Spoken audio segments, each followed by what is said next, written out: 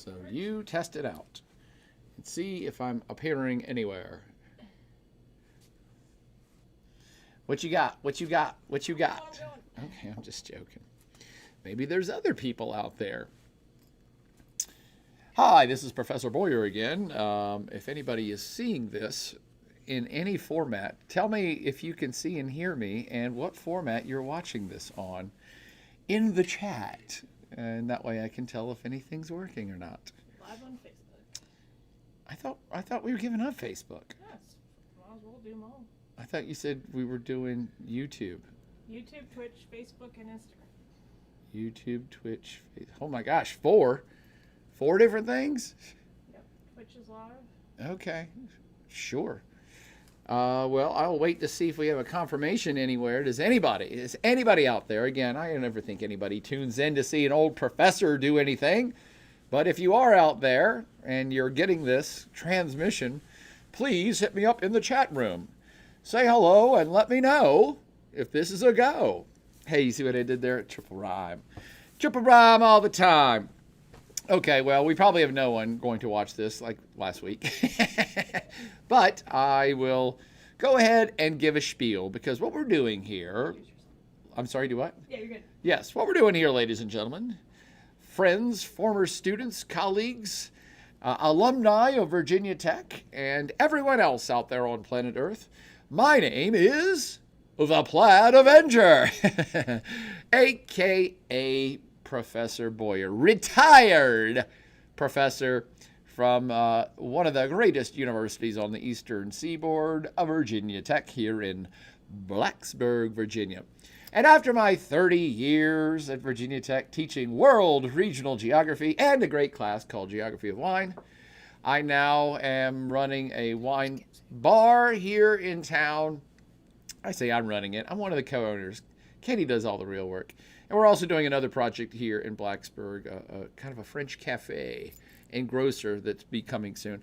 But what we're going to start doing, because of many requests from many students over many decades prior, is to start podcasting again. I really did want to do it because I'm late. One, I'm lazy. Two, it seems to me that the market is flooded with way too many talking heads already expressing their opinions nonstop. But folks have assured me that they would like one more talking head, and for that talking head to be a plaid talking head. And that plaid head is me. So I'm going to now start doing, I'll call it the Sunday After Supper Plaid Podcast, where we just take an issue or two from around the world and just talk about it a little bit more in depth. Try to push back the shallow information that most folks are getting from the world news headlines. In a world dominated by Donald Trump, everything has gotten much more shallow. And by the way, it's not just his fault. The news in the world was getting shallow long before he entered the scene. But boy, it's been exponentially ramped up. So given our current state of affairs, or a chaotic state of affairs on planet Earth, I felt called back into duty. And we're going to tonight talk about Greenland. And why not? Everyone else on planet Earth is talking about Greenland. However, what's unique about this Plaid podcast and me, Professor Boyer, I've actually been to Greenland. Oh, I've got a comment already. Oh, there's John King saying, give me Greenland in your Nobel Peace Prize. My brother, John King, if I had a Nobel Peace Prize, you would already have it on your mounted on your wall. It would be yours, my friend. I wouldn't give it to Donald Trump. I'd give it to you. And I've got Mohammed MB up in the hizzle saying, hello, Professor Boyer, took your class in 2021. Glad to see you. Got the notif and decided to pop in. Well, thank you, Mohammed, and thank you, John King, for popping in here. Anybody else out there who knows me personally or as a professor, by all means, feel free to shout out, but also give me your questions. What would you like to discuss about the current Greenland chaos that's happening on planet Earth? And I'm laughing. A lot of the planet has got their sphincter puckered up pretty tight about this. I'm not really taking it as serious as most. And I know that might sound offensive immediately out of the gate, because a lot of people are like, this is terrible! It's the end of days! It's going to cause World War III! Because this block of ice up in the North Atlantic is going to be taken over by the United States. How preposterous that a foreign power would take over this chunk of rock and ice that's inhabited by 57,000 people. Couple of things. It's not going to cause World War III, all right? No one's going to war over Greenland. 57,000 people, I think that's roughly the population of Virginia Tech.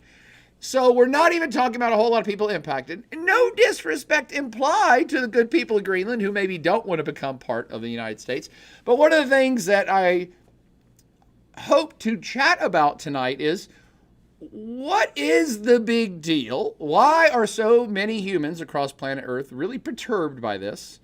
I'm not defending Donald Trump or his actions to take over Greenland, which I believe he will do.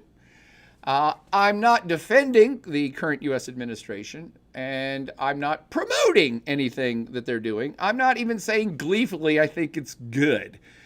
I'm suggesting let's all think deeper why we're so perturbed by it. Why is it everybody's like, this is the most outrageous thing, and those 57,000 Greenlanders have the ultimate, if not penultimate, right of self-determination. There's another keyword already, self-determination. Where did that come from? Why are we all assuming that humans have this thing called self-determination? Do they? Do all humans have self-determination to make their own sovereign state? There's another keyword, sovereignty. What is sovereignty? Self-determination and sovereignty, these are ideas. These are concepts made up by us humans. They're not tangible. They're not real. You can't touch them. They're ideas that a lot of people have kind of agreed to. You know, one of the other most powerful ideas that's not real in any way, shape, or form? Money. Money is a concept. It's a construct. It's not real. Everyone has to agree to the idea of money for it to even have any use. If you don't believe in the idea of money, then you don't participate. And if a majority of people didn't believe in this thing we call money, then the system wouldn't work. No, it does work, and other ideas work because the vast majority of humans agree with the idea. Human rights is another one. Everybody's like, wait, everybody has inalienable human rights. Why? That's a concept we dreamt up. And what does it mean? Do all humans even agree what human rights mean? Does every human agree with what sovereignty is? Does every human agree with self-determination? What's even do we all agree on a concept? These are the things that intrigue me. And we're going to talk about that in this particular circumstance of what does this all mean for Greenland? Again, a lot of people are agitated and saying it's the end of times, but I would argue, no, it's not. Sovereignty is a concept, it's a construct, it's an idea. And we might not all even agree to what it is, and it certainly has changed over time and is changing right now. Donald Trump does not believe in the idea of sovereignty as it exists that most people think of it. So this is, to me, the intriguing part of what's going on here. So let's talk about this. I'm going to make a kind of an argument that's going to surprise and perhaps perturb a lot of people who took my class, because you think that I'm super liberal and I'm going to be like, oh my gosh, everybody should have rights to self-determination. But I look at it, step back at look at the whole history of the world. I'm like, why is it that people just hanging out in a certain area suddenly have the right to everything in that area? Because if you keep going back in history, no matter where you are on planet Earth, different people have inhabited different parts of the planet at different times. So who truly owns it? It depends on when you are talking about. So already we're starting to challenge what this idea of sovereignty is. Sovereignty might be very fluid in terms of, well, whose there at the time? Who's in charge at the time? They're the ones that are in charge of the sovereignty then. Well, no, maybe not, because maybe these other people were here before the current people, so those older people should have the sovereignty. You see what I'm getting at already? But I see I've got some comments, so let me get back to that and get back on track for the After Supper Sunday Plaid podcast, all about Greenland. Let's put the green into Greenland. To the chat room, I see Gaith? Not sure how to pronounce that name. Gaith Al-Salihi says, yeah, Professor, took your 2 classes back in 2019. Welcome back, Gaith. And I should say hello to you too. That's what Katie tells me to say. And Gaith says, will there be a quiz after the video? We'll try to invent a quiz.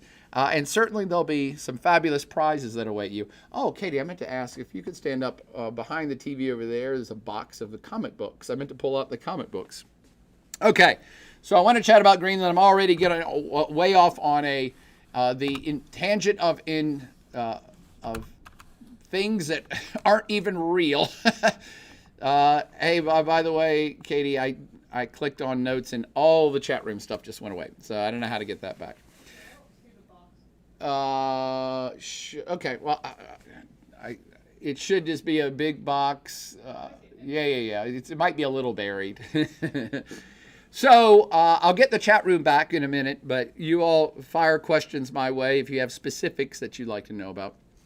And let's talk about Greenland. Who owns it? Why do they own it? To know these things and debate about these things in the modern world, much less get up to the point of, can the U.S. take it over? We kind of have to step back in time, which is what we should always do when we're trying to understand things that are happening on the planet. So what is it about Greenland that's so hot in the news today? Where did this place? How did it get to this status of a large block of ice and rock that's suddenly now in the hot seat? It's something like 2 million square kilometers, 1.3 million square miles of the largest, that comprise the largest island on planet Earth. That's always funny to talk about too. People are like, what's the largest island? Australia. No, Australia is a continent. Okay. So if you count Australia as not an island but a continent, which most of us do, then Greenland is the largest island on planet Earth. Again, at 1.3 million square miles. That seems pretty big, and a lot of people think it's way bigger because when you look at a common flat wall map of the world in Mercator projection, and I bet most of you folks already know where this is going, but when you take a globe and flatten it out so that we can hang it on a wall, you have to use mathematical projections in order to take a round surface and make it into a flat surface. And the most common projection is called Mercator. And the Mercator projection is the standard wall map in every classroom across the country. And it expands things in the poles. It compresses space at the equator, and then things expand out mathematically as you go to the poles. The best way to understand how big Greenland is and why it's so important is look at an actual globe, the ball round things. A globe accurately shows measurement distances, measurements, sizes in perspective. That's the only way you can truly understand Greenland's position. Once you flatten it out, and especially in Mercator projection, it expands everything. This projection makes Greenland look huge on a map when indeed it is not. And I've got this little window over here. Let's see if I can find Greenland Mercator. Let's see what that can do. So, okay, if I click on that, it comes back. When I click off of it, all this goes away. Okay, I think I get it now. Is this presentation here? Yep. Okay, so I go here and do that, and that didn't even work. Mercator, see if that works. Nope.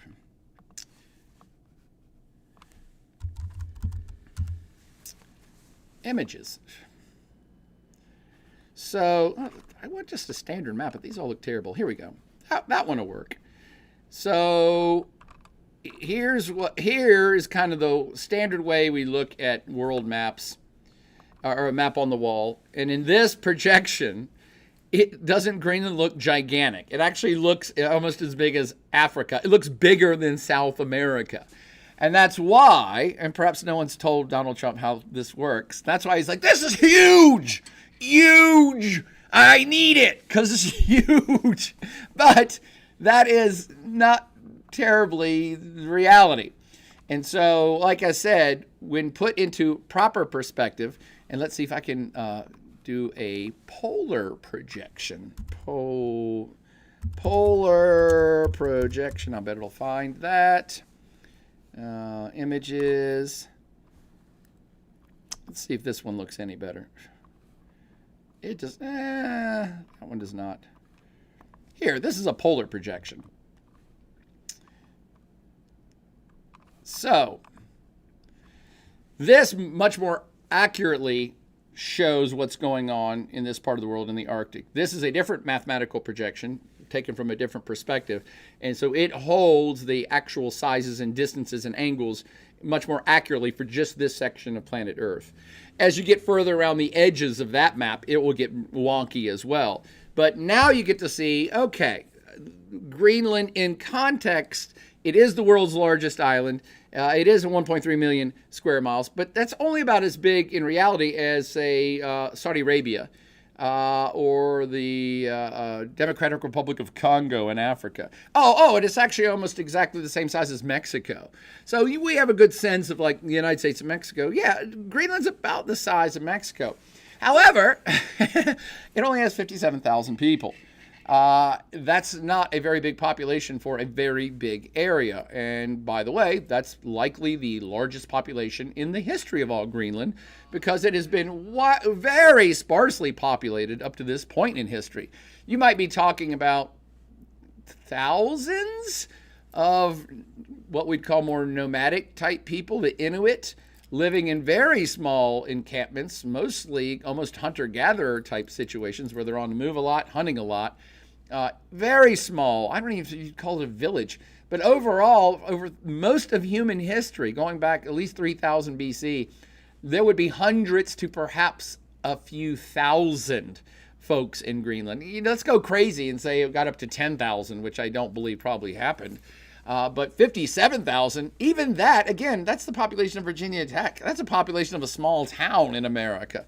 That's the population of a single suburb in China, so a small one at that. So this is a big place, technically, but population-wise, one of the smallest populated, least populated parts of planet Earth. And populated by whom? Who are these folks that we're all so concerned should have their sovereignty at this point? There's a couple questions. Okay, let me go back and get the questions. I'll set the stage with the prehistory very quickly here. Even the folks that are currently calling themselves Greenlanders, and again, it would be mostly what we'd call kind of ethnically Inuit people, but even that is a very broad classification. Inuit people are the people that have lived in the Arctic regions of Canada and Russia for, 10,000, 20,000, 30,000 years. And it's a broad term, too. A lot of folks are like, Inuit, like Eskimos. No, Eskimos is a different ethnic group of folks. The Inuit are ethnically separate. And so even that is confusing to a lot of people. You're like, no, all those people that wear, that hunt seals and wear, polar bear jackets, they're all the same. No. There are lots of different variations. There's lots of variation even within Inuit. And so with Inuit, there's, 5, 10, 20 different subcategories of folks. And we'd call them like their cultures. One of them is called, strangely enough, independence culture. One of them is called the Sakak culture.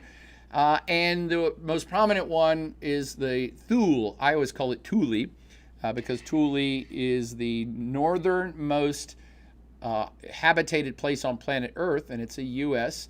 military base, and I've been there. And we called it Thule back in the day when I was there. That was decades ago. But it's actually supposed to be pronounced Thule. And the Thule are another sub-branch of Inuit, and they were the last wave. So what do I mean by waves? Well, there was nobody in Greenland 3000 BC. Nobody. So right there, I already want to start to challenge you of who owns it? Well, 3000 BC, 5,000 years ago, nobody did. The polar bears owned it. There was no humans there. So who has sovereignty over Greenland? No one. All right, let's start playing it forward. You didn't have people, humans, and that is these bands of Inuit start waves of migration until 2500 BC. And again, they came at different times. And again, we're talking about very small groups of people who would have been coming from super, super northern parts of Canada, and then just slightly south of that from Canada, and then areas that we might look at as close to Newfoundland or Labrador at certain points. So different groups coming at different times into Greenland, starting in 2500 BC. The independent group came in 2500 to 1800 BC. Then the Sakak came in 2300 to 900 BC. Again, we're talking about 5,000 years ago, and they're overlapping. So they would have interacted with each other, small bands of folks that kind of overlapped and came in different waves. Another wave in 700 BC, another wave in 600 BC up to 100 AD called the Dorset. And the Dorset came in two different waves up till about 1200 AD. Almost all of these folks are in the west coast area. In fact, it's 100% in the western coast of Greenland, given where they're coming from. That is different parts of northern Canada, what's now called northern Canada. And so immediately we can stop. We're already up to 1200 AD, the modern era. There's a few hundred to a few thousand people hanging out on an island the size of Mexico. Do they own it? Do they have sovereignty over it? Well, 1200 AD, we would say no, because we hadn't even invented the concept of sovereignty yet. That doesn't even happen for another 500 years. So, again, I'm pushing, I'm challenging. People are like, no, it's their land. Okay, whose land? Because 1200 years ago, it had already been occupied by multiple different ethnic sub-branches of the Inuits.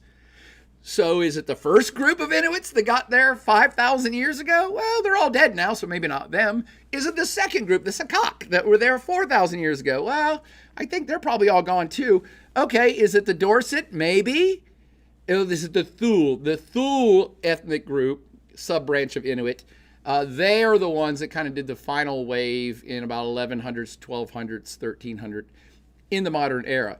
So those are the folks that we would now say, oh, the native Greenlanders.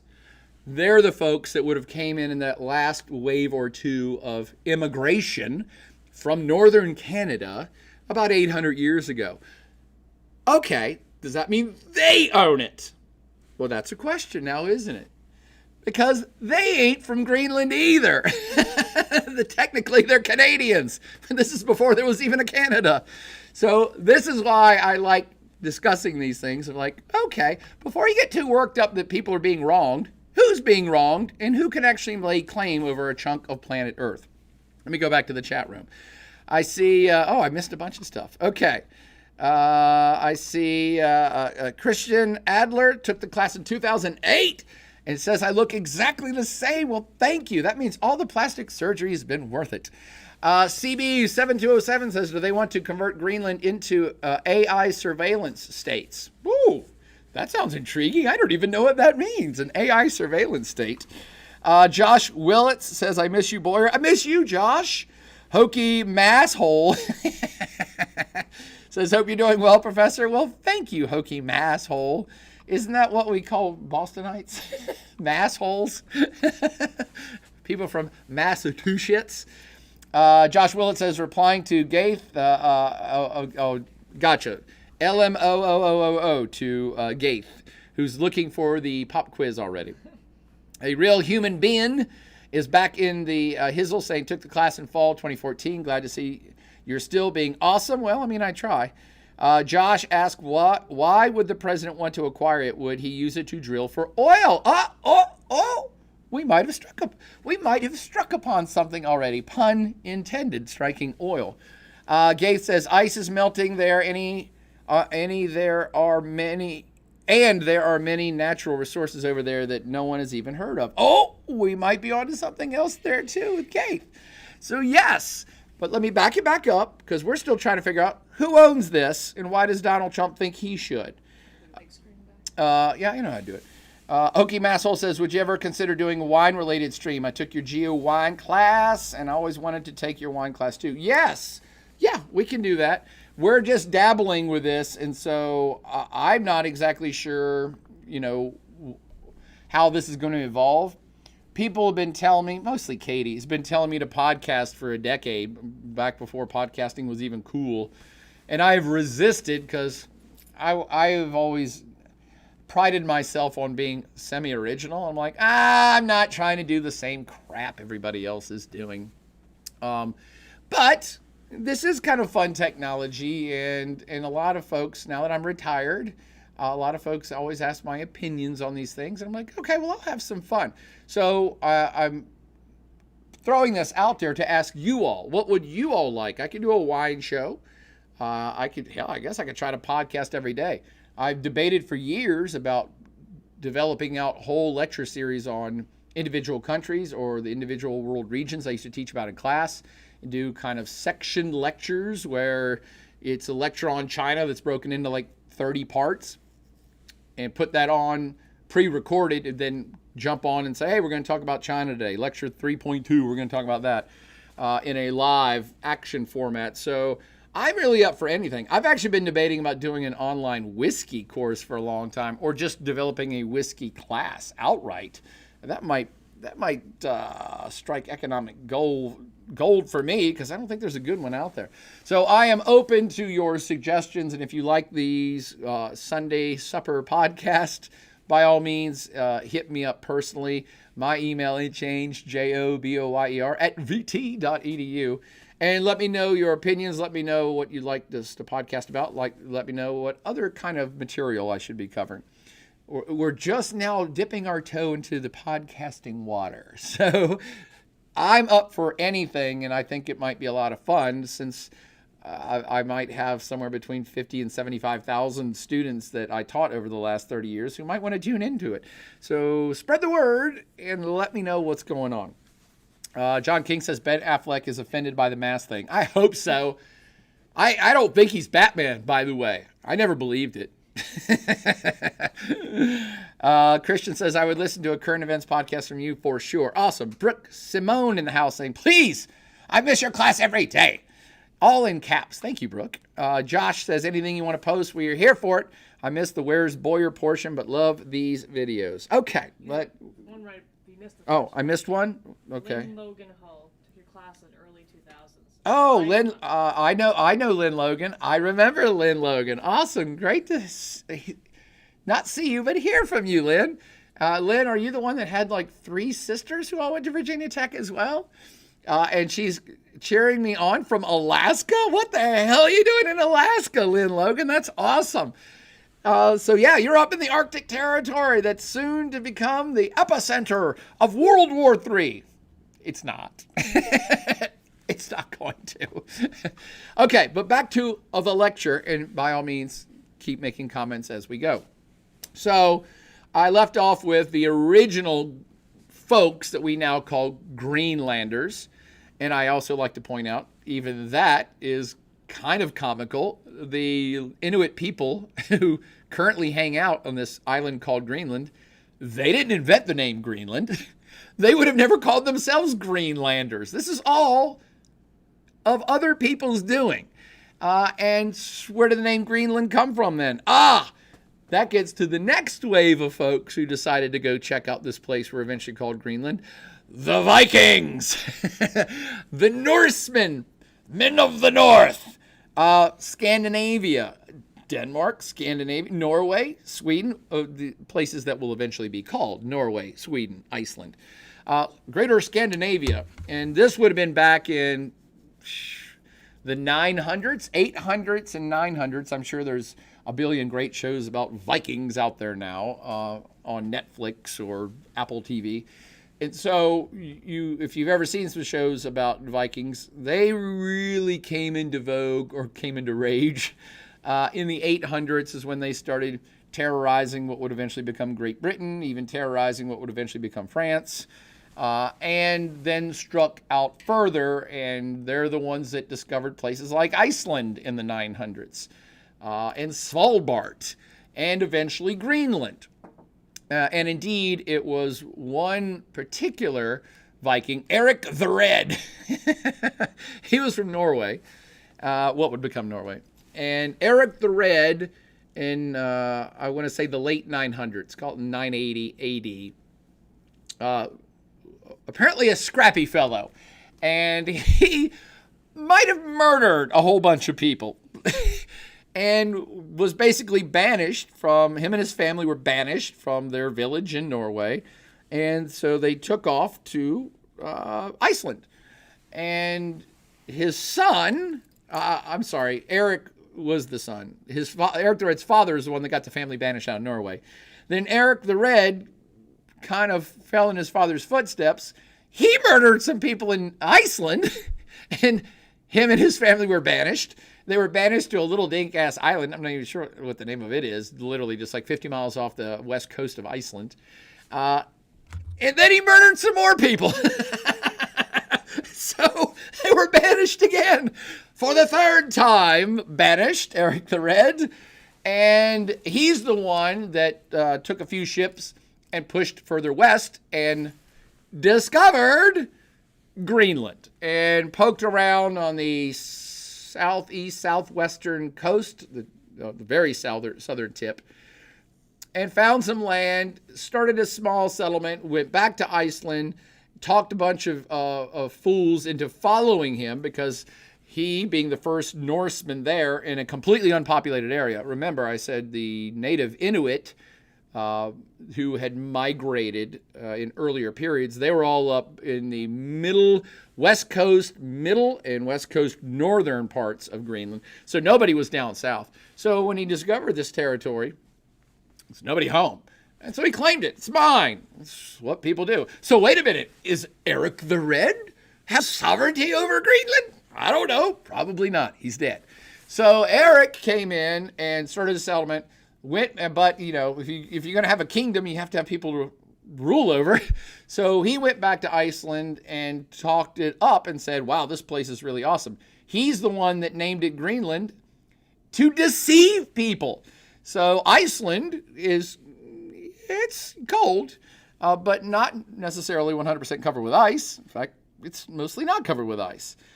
Greenland, mostly covered with ice. And so what is the old saying? Greenland is ice, but Iceland is nice. So to talk people into coming to Greenland, he promoted it by saying it's a green land and it's abundant and there's stuff and there's animals and we can grow crops.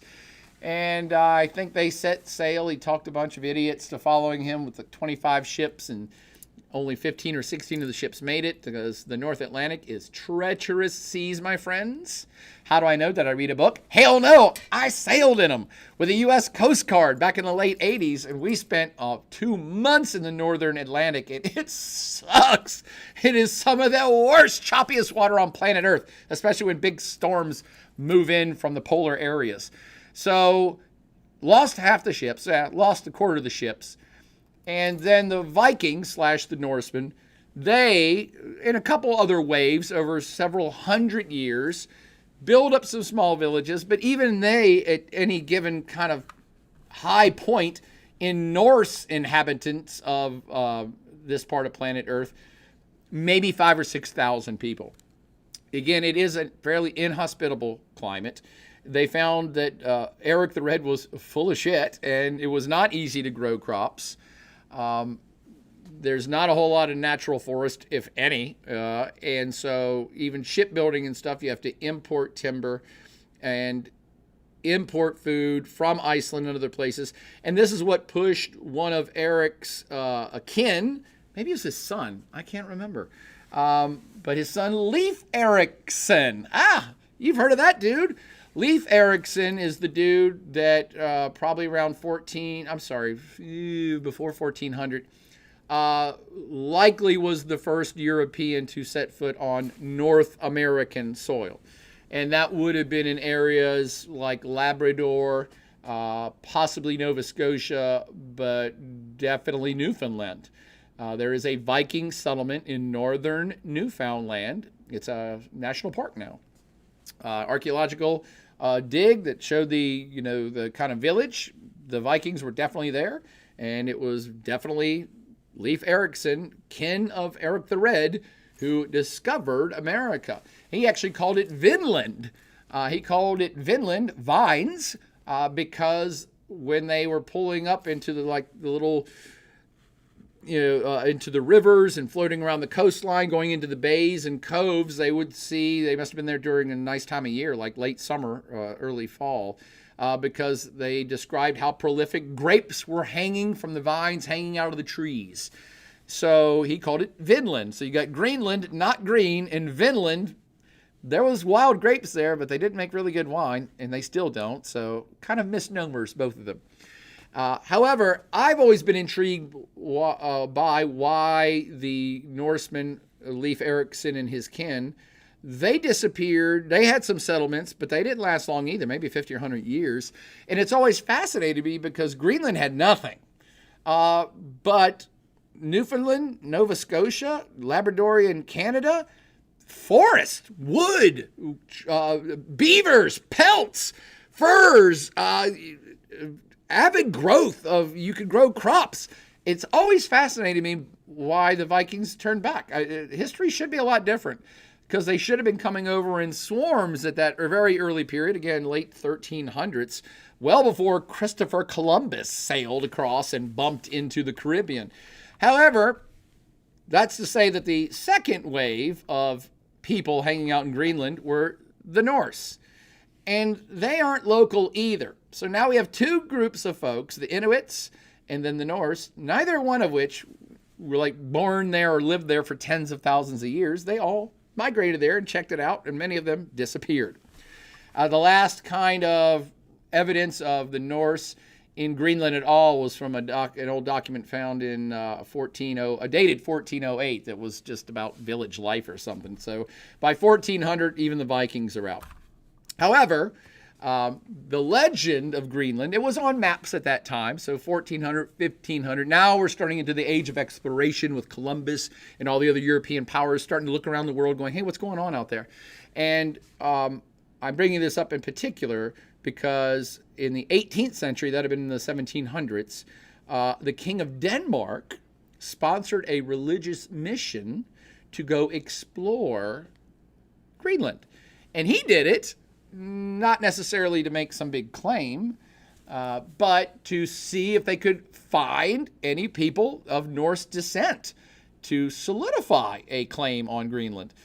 Basically, they said, hey, we have these legends and stories that our ancestors, our Norse ancestors, used to have places here, so we could make a claim that that's ours. Let's send a mission out to see if we can find any of these people.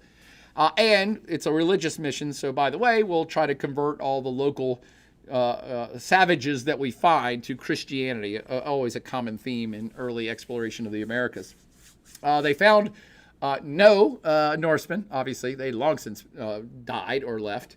And they didn't really find that many Inuits in this part of Greenland, the southern part, and they didn't really succeed in converting any of them. So why would I bring up then this kind of failed, defunct, weird mission sponsored by the King of Denmark? Because he was the King of Denmark. So now we have, for the first time, the Danish influence into this part of the world. They didn't find any Vikings. They didn't make that many conversions, but they established a fort. They started establishing settlements in the same areas that their Norse forefathers had set up settlements. But now we're into the 1700s. We're getting closer to now. This is when we have the Danish influence take over. And in 1776, that's an easy date to remember, American Revolution.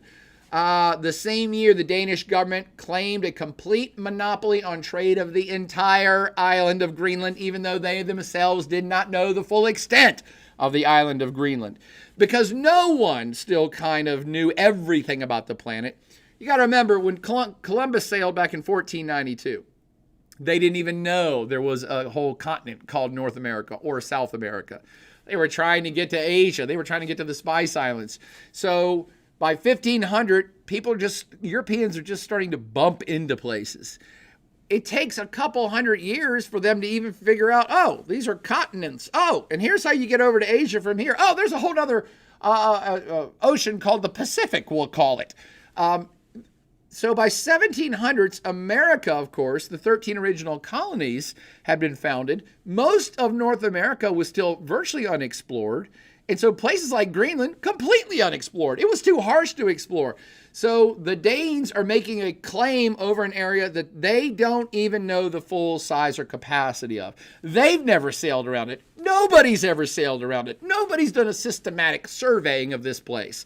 But all the forts that had been established, all the trading ports, all the settlements, the Danes in 1776 said, these are all ours, and we control all trade in this area. I should back up just a bit to also tell you, this is very lesser known, but Columbus sailed in 1492. Got it. He bumps into the Caribbean, and then the race is on to start grabbing territory in what's going to be called the New World. But literally within a decade of Columbus, so 1492, by 1500, there's already large fleets of fishing vessels sailing from many European countries. Because as they early discovered North America, they figured out really quickly that the waters were teeming with unimaginable bounty of fish. So before they even really got into exploring and conquering and raping and pillaging the continent for other resources, fishing started fast. And you even had, it's well documented, because I took a tour, I led a tour up into Nova Scotia and Newfoundland and Labrador a couple summers ago. So I read up on this, and by 1500, there were fleets of Basque fishermen. Apparently the Basque were badasses.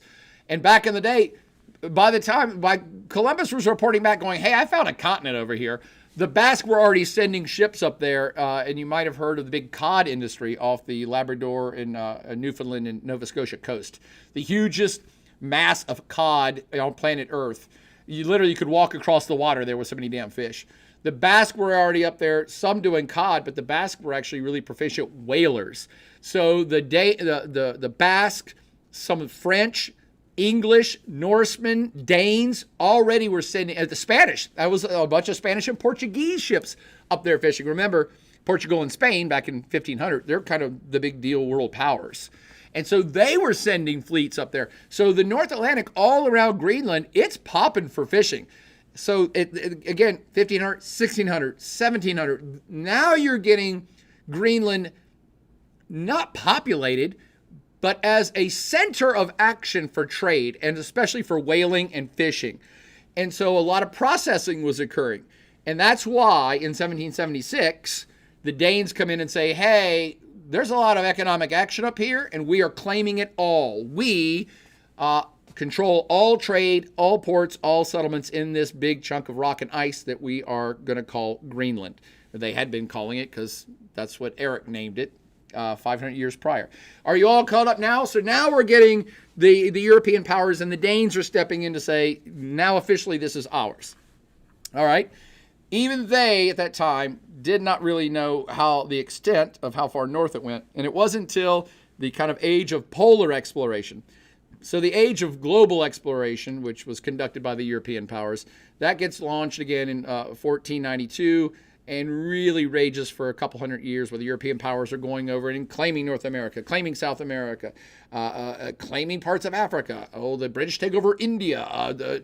They take over Polynesian countries. So the European powers are out grabbing parts of what's going to be the rest of the world outside of Europe. And so they're so busy, no one's really messing with the poles yet. And by poles, I don't mean Polish people, I mean the poles. The Arctic and Antarctic are still very challenging areas to get into, to explore. You have to be a hardy soul to even want to do it. There's no real economic reason to do it. I mean, there's whales and walruses up there, but it's too hard. It's not economically viable for any resources. So to explore the poles is a passion project. People do it because they just want to know. Or they want to claim, if they find anything, they want to claim it. but there's no economic impetus to do it. It's more of a national strategic interest to do it. And so the Danes start exploring more northern parts of Greenland. And this also is the same time, and we're talking about the 1880s, 1890s.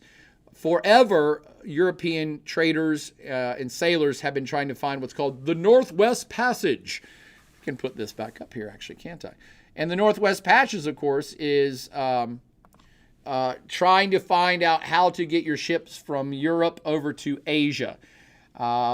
This is before the Panama Canal, so the way that Europeans did it before Columbus is they sailed around Africa, all the way around the Cape of Good Hope, and then over to India, and then over to, say, Indonesia, to the Spice Islands to get stuff to trade. You had overland routes through Eurasia as well. These are very long distances, and they're hard to traverse with big amounts of inventory. So forever, since the age of exploration kicked off, European powers were looking for ways around the Americas to get to Asia quicker. And so you could go around the tip of South America. That's harder than going around Africa. So that wasn't a really strategically important route. And then eventually you're going to get the Panama Canal to cut right through the middle. But most of the eggs were being put in the basket of the Northwest Passage. That is, if you look at this map, we know there's mostly water up there. And we know if we can get our ship over top of North America, we can get over to Japan and China and all this stuff way faster. And unfortunately for them, most of the North Pole has been locked up in ice for most of the year. It's a seasonal thing. But back in the day, 500 years ago, the temperatures of planet Earth were different. I don't know what you think about global warming, okay? But it's getting warmer. And so 500 years ago, much cooler. And so that, we call it pack ice or permanent ice over top of the Arctic Ocean, made it impossible to traverse most of the time and almost impossible to traverse virtually all the time. And so they were always looking for ways to get through that area up there.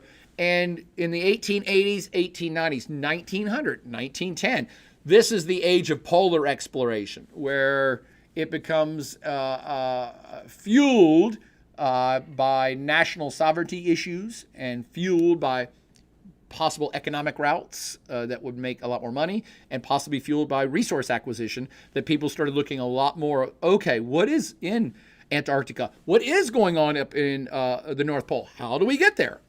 What's up there? And therefore, who owns it? And so the age of polar exploration, 1890, 1900, 1910, is when all of that takes off. And it's mostly the Norse who are really good at Arctic stuff because, I don't know, they're from the Arctic, who do a lot of the best explorations. In fact, a guy named Raoul Amundsen is the one who found the Northwest Passage in 1903 to 1906. He finally mapped out a route. Again, it has to be during certain times of the year where it's ice-free enough. But he proved that you could take a ship all the way across the top of what is now Canada to go from the Atlantic to the Pacific. And you might know that name, Raoul Amundsen. He's the dude who actually was the first human to go to the South Pole by dog sled. So he was a very famous Arctic explorer who did most of his work up in the north. He I don't know if he ever made it to the true North Pole, but he did many different trips to try to get to the North Pole. Discovered the Northwest Passage. But there's another guy that's more important to our story to get it up to modern day events, called Robert Peary, Peary. Robert Peary is important because he was the dude that the Americans sponsored. He was an American dude. And he is the one who mapped out the northern coast of Greenland. And he proved there was a big race to get to the true North Pole. And Peary was the one who mapped out the northern coast of what's now Greenland, and discovered that indeed the land itself stopped short of the true North Pole. So there is no land at the North Pole. Sorry, Santa, there's nothing there to build your damn workshop on. There's only permanent and now increasingly semi-permanent ice at the North Pole. Now, why am I suggesting that Peary, I think he tried to get to the South Pole too, I can't remember. He was another famous Arctic explorer. But why would I be naming these guys doing these kind of arcane trips into the lands of ice and snow with Eskimos and Inuit and camping out? Perry's important because he was an American.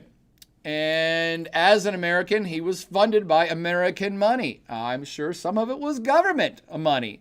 And that laid the kind of foundational stone that America started to say, hey, we sponsored some mapping up there, and so we might own that. And again, we're talking now 120 years ago. So this concept that Donald Trump is the first person that wants wants Greenland, no friends. Again, I'm not defending that dude because there is no defense of that dude, but you should know the whole bigger picture. There is now a long history of America trying to acquire Greenland. Current President Trump may be the one who actually does it, but he certainly wasn't the first. He wasn't even the 20th who was attempting to do this. And so the American exploration set the stage. By the way, in 1905, even Norway claimed parts of Greenland after it used to be kind of a Denmark and Norway, and I think parts of Sweden used to be a singular kingdom, and that kingdom dissolved, and so there was some debate about which part of the kingdom actually owned Greenland. So at one point in the early 1900s, about the same time all this polar mapping is happening, Norway is also, Raoul Amundsen is from Norway, and so they've got their guy there exploring, and Norway says, by the way, that used to be part of, Denmark used to be part of us, and therefore the Danish colony is actually ours. That went back and forth, but it was finally resolved, I think in court. But even other countries have said, we want Norway back in time. So it's those first forays of the American explorers that set the stage for these foundational claims that U.S. had some ownership of this island. And it was brought back up again not too much further after when the United States purchased the Virgin Islands from a European country. So let me set the stage here now. The U.S. said, okay, well, we're looking around the world. This is, remember, after World War I. In 1917, to be exact, the United States bought this group of islands down the Caribbean. And who did they buy it from? Well, let me see if I can remember what it was originally called. Oh, that's right. It was the Danish West Indies. Danish? What? Don't mind if I do. I'll have one for breakfast. Yes, what's now the U.S. Virgin Islands was owned as a colony of Denmark at the time, and the U.S. bought it from Denmark, which is exactly what Trump and others have been trying to do with Greenland. They're like, look, Denmark, that's not really yours anyway. It's a colonial remnant. We'll give you money for it. The Danes actually did not want to sell the Virgin Islands, but the U.S. government at the time, and again, this is post-World War I, the U.S. is trying to shore up its strategic defense of its periphery. And so the U.S. was pretty adamant of like, hey, we're going to make sure that we got the Caribbean locked down. And another reason that they were adamant about acquiring the West Indies and other territories is that the United States had just finished the Panama Canal. So a couple different things are happening simultaneously in the early part of the 20th century.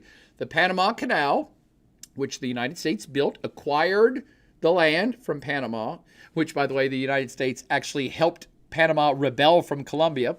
Panama used to be part of Colombia, and the United States wanted to build this canal, and Colombia was like, hell no, we ain't letting you build no canal. And so the United States basically helped rebel groups separate Panama from Colombia, and then said, oh, good, you're a separate sovereign state now. Now, hey, since we helped you out, can we build that canal? And Panama said, of course you can build the canal. So the United States acquired the property and the rights to build the Panama Canal in like 1914. That's the same time that World War II is breaking out. And so, I'm sorry, World War I.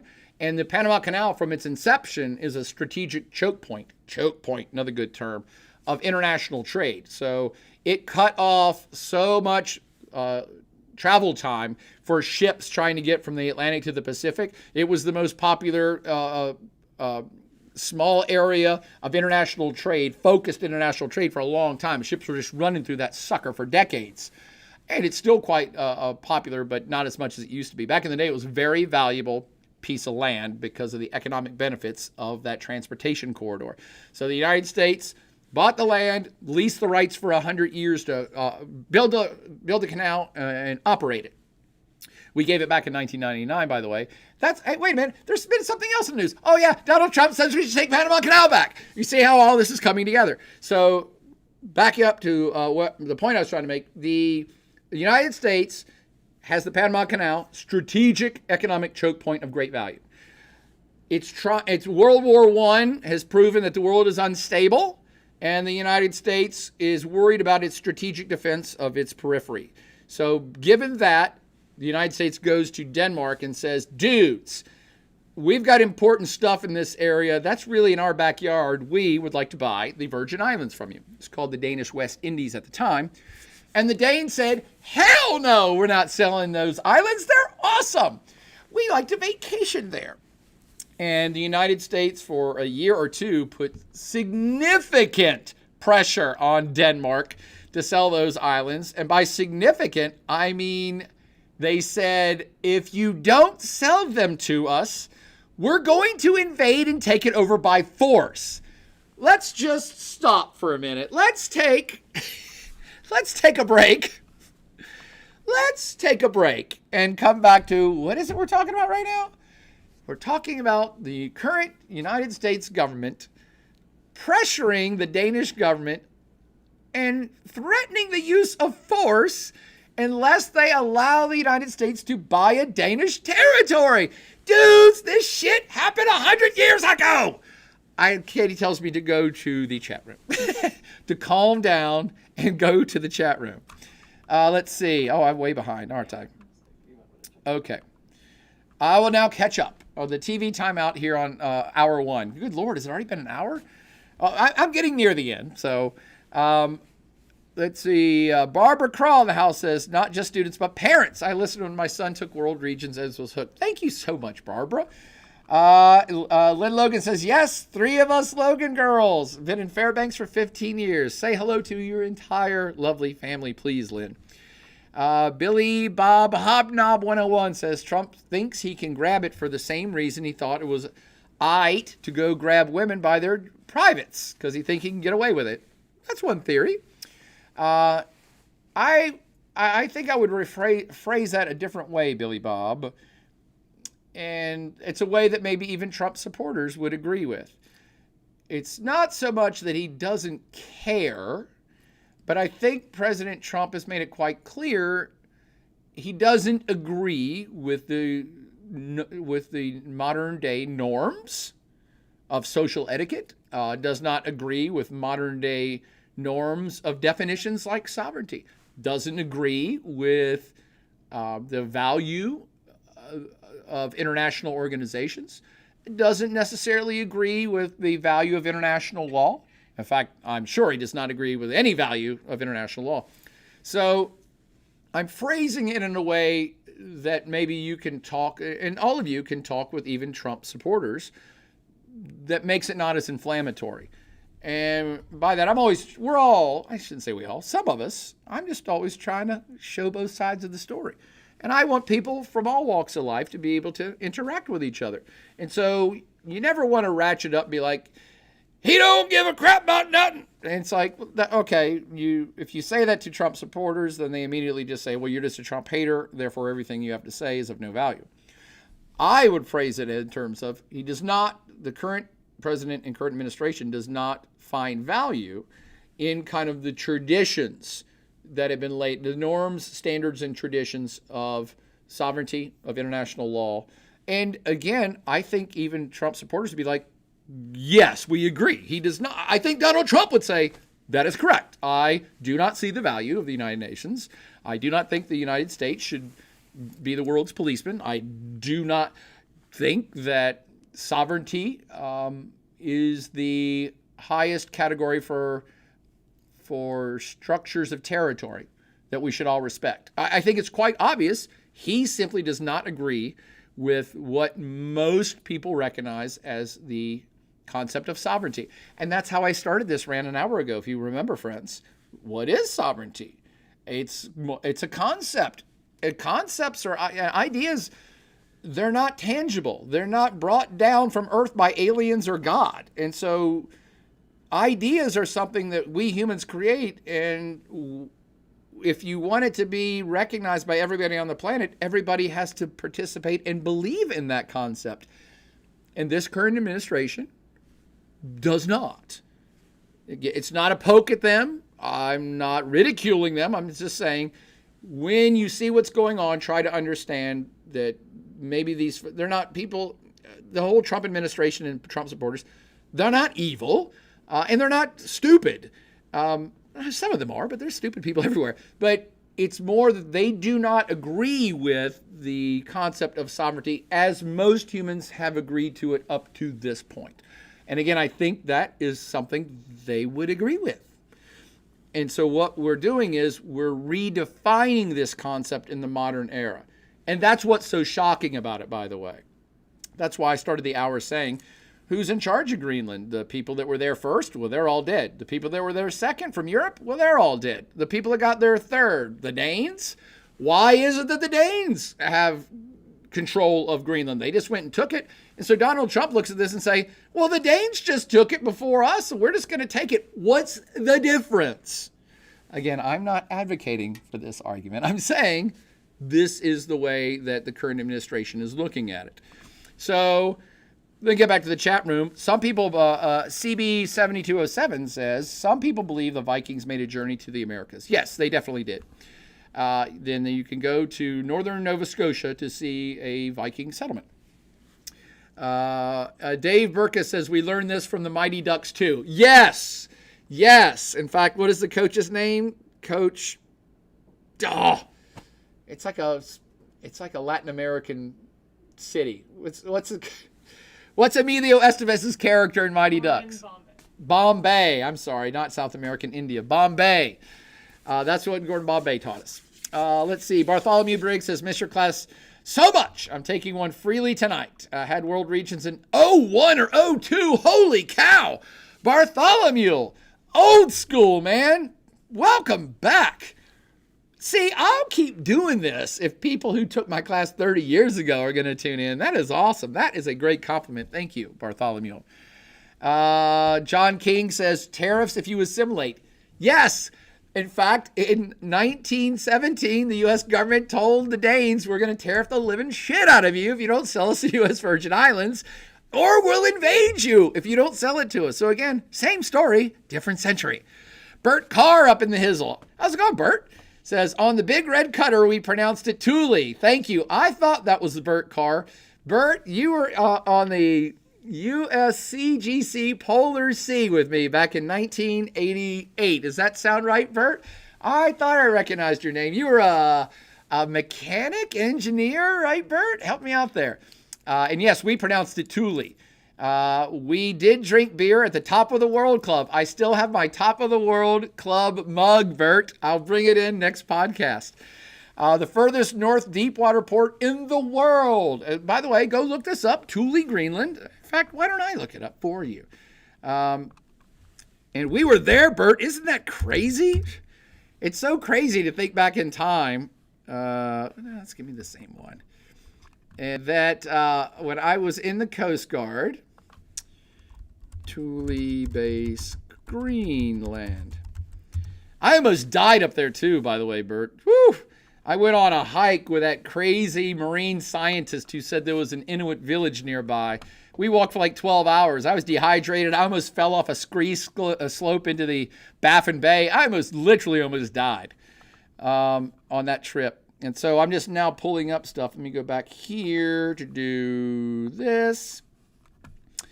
And so here are pictures, just scrolling through some pictures of the base up in Thule, now pronounced Thule. And if you want to know where this sucker's at, let's see. Does that one show a good one? Yeah, here we go. Boom. This Arctic U.S. base has its eyes on Russia, but the climate is a bigger threat. Let's see. There you go. There's the Northwest Passage highlighted. And there's Thule, Greenland, up there at the northernmost edge of Baffin Bay. We sailed through the Labrador Sea. Actually, Bert, if you remember, we went through San Diego, through the Panama Canal. We stopped a couple places in the Caribbean, up the east coast of the United States, through the Labrador Sea, through Baffin Bay, and to refuel the Thule Air Force Base. That base, my friends, is still there. It was started in World War II, but I'm getting behind. Let me get back to that. Bert, that was great. What a great shout out. So happy to see you here in the chat room. How the hell did you find me, of all people, here podcasting? Let's see. And Devon Bleeds So says, oh my gosh, by golly, it's the Plaid Avenger from whom I learned so much. Well, thank you, Devon. CB7207 says, I think the warring in Western Europe kept the Vikings from returning to America. Yeah, there was a lot of stuff happening in Europe, but the folks, the Vikings that ended up, discovering, colonizing, taking over Iceland and exploring in this part of the world, they were kind of, I don't know, you'd think they'd be far enough removed from the action in continental Europe that they would have came over when they discovered North America, kind of camped out there. But it never happened. I got R cover C giving me the Velociraptor head. Welcome back. Hokey Masshole giving me the Putin head. Oh, we need more of those world leader heads. X Rezo X says, he never gonna take my country, Greenland. I'll die defending my country against any Americans. From Denmark. The Panama Canal was originally built by France. Get your facts right. No, X Rezo X, you need to go get your facts right, brother or sister. The French tried to build the Panama Canal. They failed miserably. They started work. Tens of thousands of people died from malaria, and the United States took over the project. Go do a little web searching real quick. Dwight Atkinson says, great John information. Well, thanks, Dwight. Good to see you, brother. Debbie Lynch says, replying to the Barber Crew. The Barber Crew, same. Bam, bam. Jason Betzer says, Trump's obsession with Greenland doesn't make sense to me. If it's rare earth elements he wants, the U.S. could probably negotiate with Denmark. If it's for security, we have NATO, and there's already an agreement that allows the U.S. to build essentially any and all military installations it wants. Why blow up NATO and alliances all over this? Jason Betzner nailed it. Everything Jason just said is absolutely correct. The United States has the ability and has been invited by Greenland and Denmark to reactivate many of its old bases. The United States currently only, to my knowledge, only has the Thule Air Force Base. Thule Air Force Base way up north. But during World War II, the United States had built 14 military establishments on both coasts of Greenland. After the war, abandoned most of them. Some of them became scientific research, a lot of weather data collecting stations, a lot of radar stations still exist up in Greenland. That's why it's of great strategic value. It was during World War II, and the current U.S. government would argue it still is. There's a lot of data collection that occurs all over Greenland for weather, for climate stuff, for ocean stuff, but also radar and air stuff to detect missile defense stuff. Greenland, it really is kind of the dome of detection for all of northern North America. So it is quite important. And Jason is correct. Treaties already exist. They've existed since World War II that says the United States is kind of the protectorate of Greenland. That was the case. The Danes actually signed that into a treaty during World War II. So that did not happen by force. That happened by treaty. And the United States, ever since it's been voicing its concerns about Chinese and Russian possible exploration and or aggression in the Arctic Sea, the United States has been invited to do whatever it wants to for military establishments in Greenland. So you're right, Jason. There's no reason to do it. The rare earth metals and minerals that abound in Greenland have not been really explored and or extracted for any great economic gain because it's really hard. There's not a lot of infrastructure in Greenland. It's one thing to say, yeah, I'm just going to send a mining company up there and we're going to get all the minerals and take them all. And it's like, Yeah, how are you going to get them out? How are you getting materials in there to build a mine, to even explore this stuff? Greenland is a craggy, mountainous, rocky, crevice-filled, ice-covered place, man. You ain't just doing a hike across it. In fact, you don't even hear about people hiking across it. It's too damn hard. So just saying we're going to go get this stuff, mostly it hasn't been done because it's not economically viable to do it yet. The melting ice is making it more possible, but we're still miles away, maybe decades away from any sort of full tilt mining extraction industries that are going to be utilizing the stuff to the max. Having said that, Greenland has openly expressed, by all means, send in mining companies to do whatever they want to do and give us a cut of the profits. That's how it works if you control the territory and the resources on it. Yes. You can't see Instagram, but the people we know from Merlove, Rudy and Marisol are tuning in. Rudy and Marisol, hello. Oh, that one, hello. Too many cameras. Yeah. And maybe I'm drinking Merlot, Rudy. I don't even know. Katie poured it for me. Lovely to see you all. Welcome to the Plaid Avenger Sunday Night Plaidcast. And so back to Jason's great comments. Yes, the Europeans, and especially the NATO members of Europe, which is most European countries, are kind of beside themselves because they're saying, look, if you're worried about security, we're NATO, let's work together. And Greenlanders are saying, you already had military bases here, by all means, reestablish them.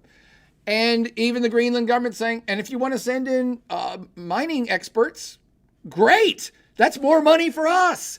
So that's not good enough yet for the Trump administration. And that's what's confusing about all of this for everybody. And I'll get back to the story. I know I'm already over an hour, but I'm going to finish this story. If you all want to stick with me, if you want to, on whatever social media you're viewing this on, I'll be here for a little bit longer. Back to the chat room. Vikram Tiwari, welcome back. Vikram, lovely to hear from you. Could you explain how tariffs or sanctions apply to the countries that purchase oil from Iran? For example, India already faces tariffs of around 50%, yet it continues to trade with Iran. Would this lead to additional tariffs or penalties? Also, what could be the broader global consequences of such measures? That we'll cover next week, Vikram. That's a pretty loaded, full-bodied question.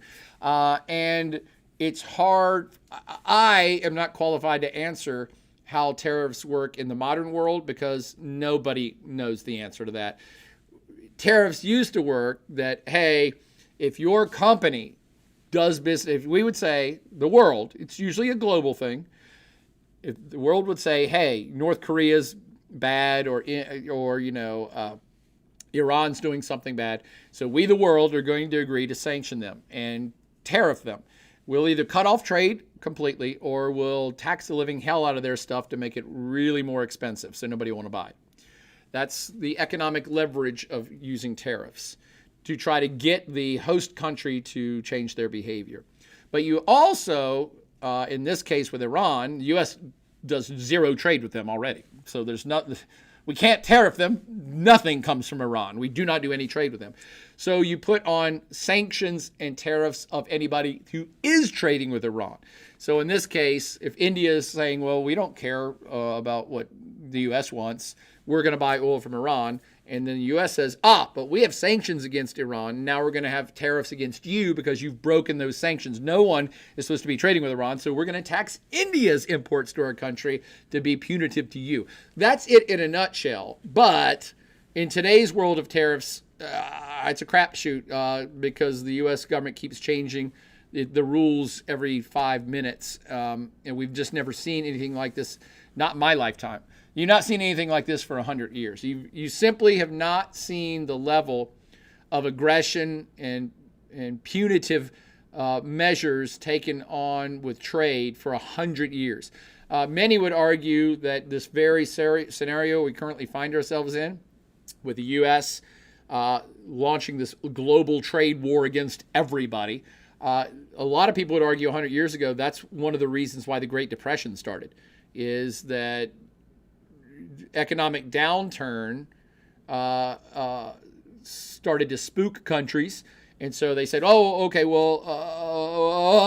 our economy's starting to suck, so we're going to ban trades or ban imports and make imports really expensive so that more companies build here at home and provide more American jobs. And it had the opposite effect. As all the countries started basically embargoing each other or tariffing each other, it made all the global economy start to go down, which meant everybody was losing trade. Everybody was starting to lose jobs, and that was one of the reasons why the whole world spiraled into the Great Depression. So we're set up for that again, right now. Debbie Lynch says, international or domestic law. I'm not sure what that's referencing because you said that about 20 minutes ago. I'm sorry, Debbie. You'll have to put that in better context for me. Dwight says, well done, John, and correct. Thank you, Dwight. Jason says, he seems to think, I assume you mean President Trump, seems to think we can be the world's policeman when it's convenient, i.e. see Venezuela. Good point. So that's been covered by all the news sources, so I won't get into that too much. But, of course, the irony of the entire last 1 year of Trump's leadership, the irony is been pointed out by millions already, which is he said he was going to get the United States out of all this foreign stuff, and the United States was not going to be the world's policeman. But now he's got a taste for it.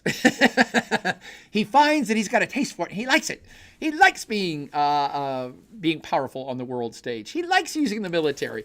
He found new toys. And I want to use the toys. And that gets back to, by the way, honestly, this is a segue right back to where I started this whole podcast. The Trump administration simply does not believe in the concept of sovereignty that most humans have believed in virtually all countries since World War II.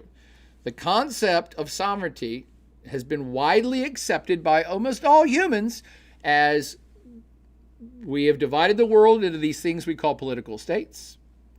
And the people who represent the leadership in each of those countries has sovereignty over the people and the territory that comprise that country. Meaning, we all recognize each other's territorial sovereignty, and we do that because you will all recognize ours. So me, the United States, I'll recognize you, France, as long as you recognize me. And what you're recognizing is that we, the United States, have the right to do anything we want to our people in our territory, and you have no rights over that. And if you say that you respect our sovereignty, then we will respect yours, which means we will not mess with France or its territory and give you the right to mess with your people all you want, but we will never mess with your people. That's your sovereignty. And France says yes, and France recognizes Senegal. Senegal recognizes France. Senegal recognizes the UK. UK recognizes Senegal. The UK recognizes Panama. That has been the basis for how the world has worked literally since 1945 at the end of World War II. And the structure was put into place precisely because of World War II. Because when the Nazis came to power in Germany, they did not like the concept of sovereignty. And they said, no, we don't like the territory that we currently have. And we think might makes right. And we're going to go take over whatever the hell we feel like taking over. Because we feel like we should own Poland. It was part of us anyway. And Austria, that was part of our empire anyway. And you see where I'm going. This is a return. What's happening right now on the planet is a return to the old school way of political structures in the world.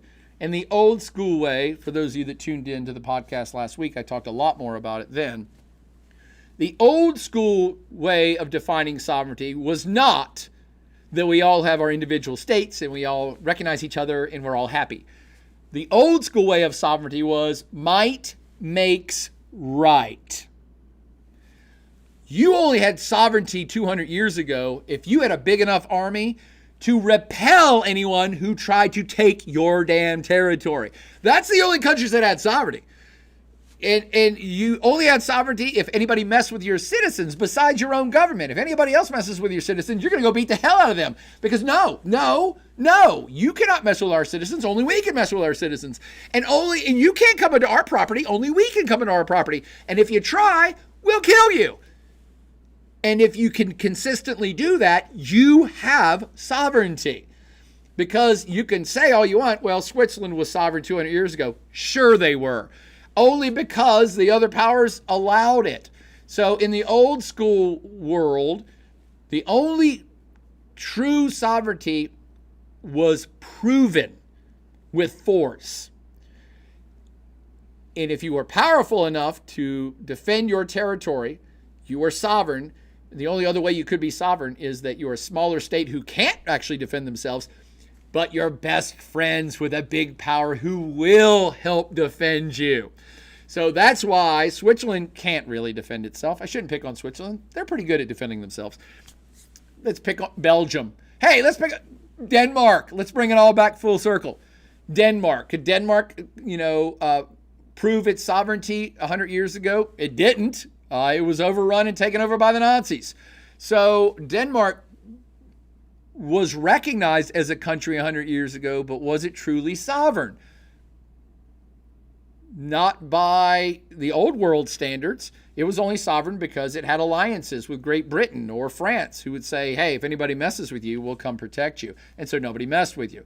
So those are the two ways that you could have sovereignty back in the day. You can enforce your sovereignty by force, or you were friends with somebody who would protect your sovereignty. That is the old way, and that is the definition of sovereignty that the modern U.S. President Donald Trump and his administration recognizes. Does that help make a little bit more sense of the world? Again, you might not like it. You may say maybe you don't like Donald Trump. Maybe you hate all the people that support Donald Trump. Maybe you think he's dumb. Maybe you think he's evil.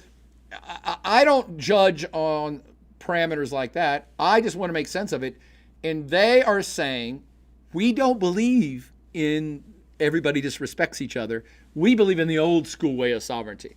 And now that Donald Trump is exerting his muscle, and by his muscle, I mean the United States military muscle, he finds he has a taste for it.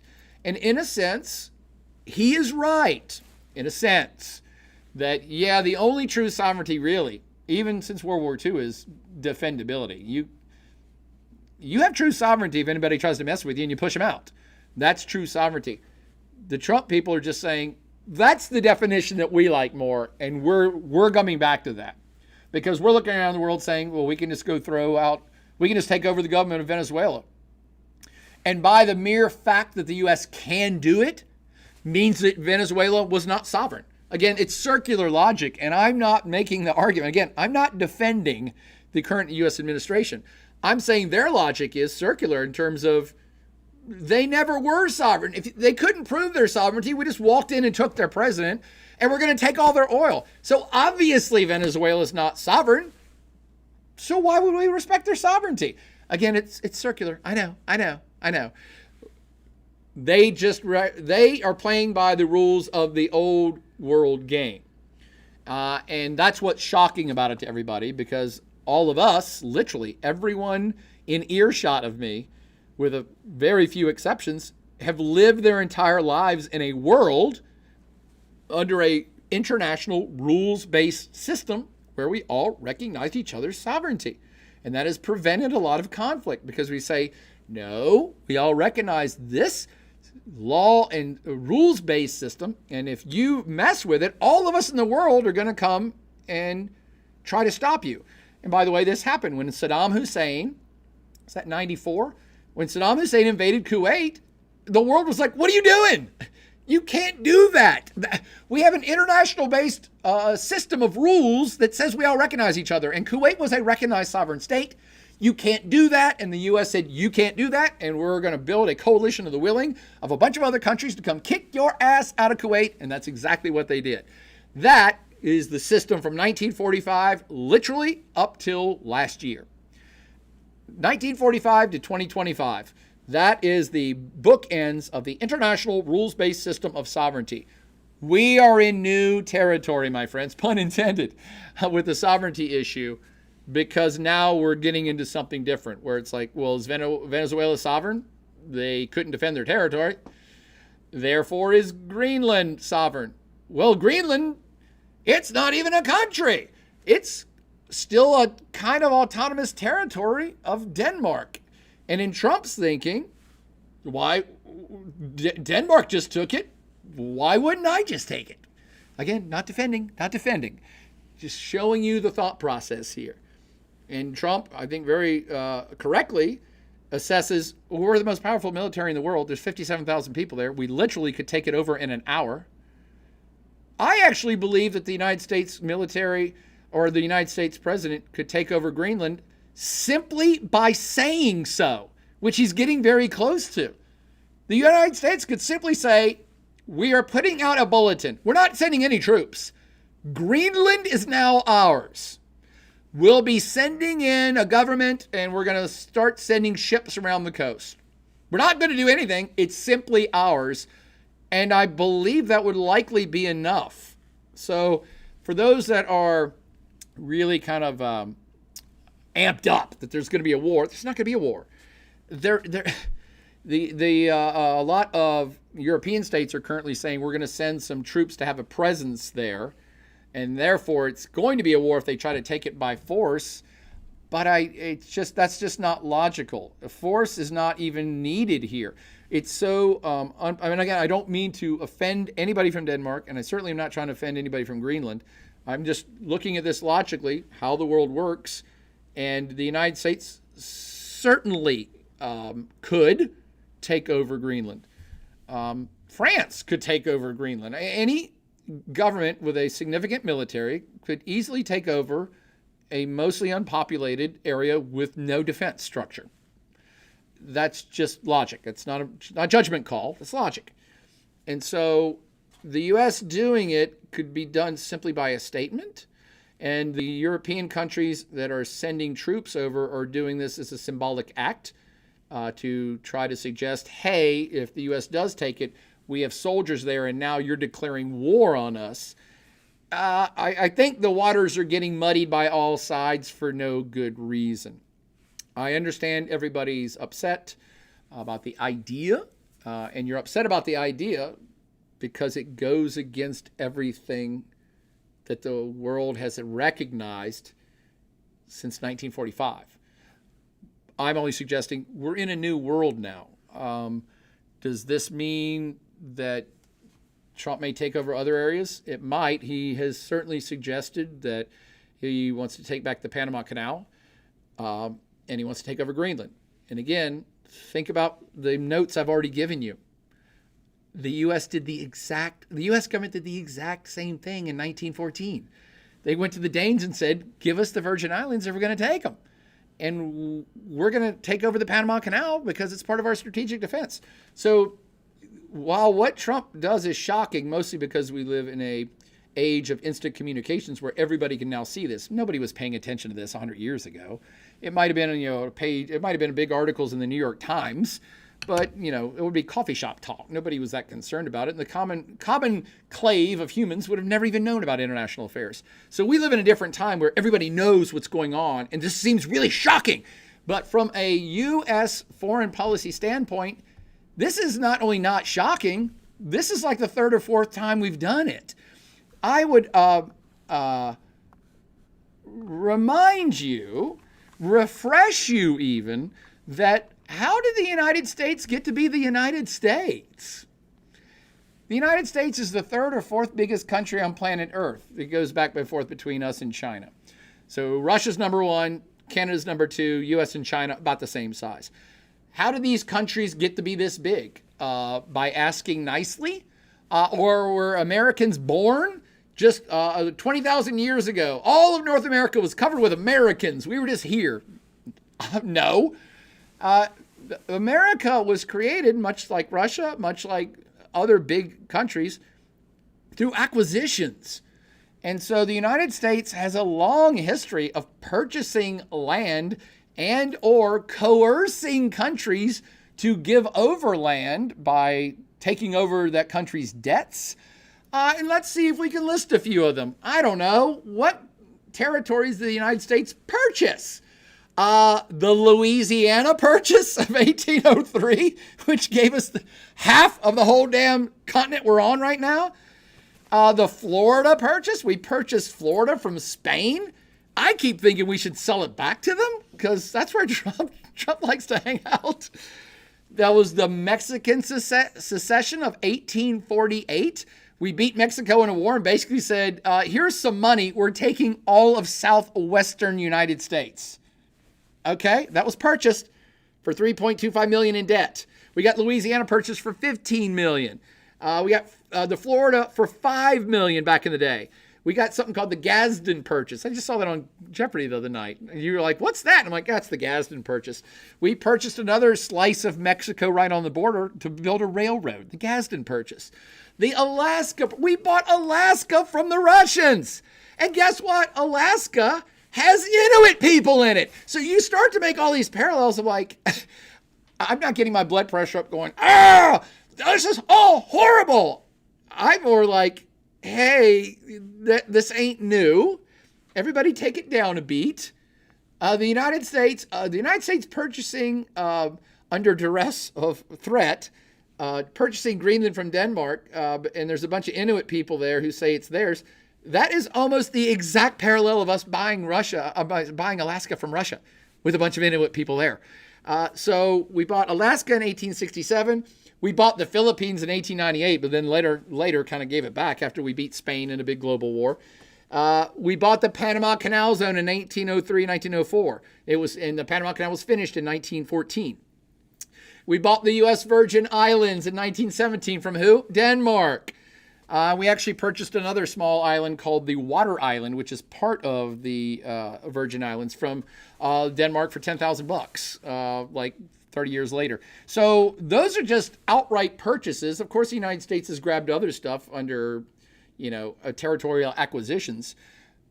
We usually think of other countries, the bad countries, the old school countries that would go take over by force and kill everybody there and grab their property, kind of what Russia is trying to do with Ukraine right now.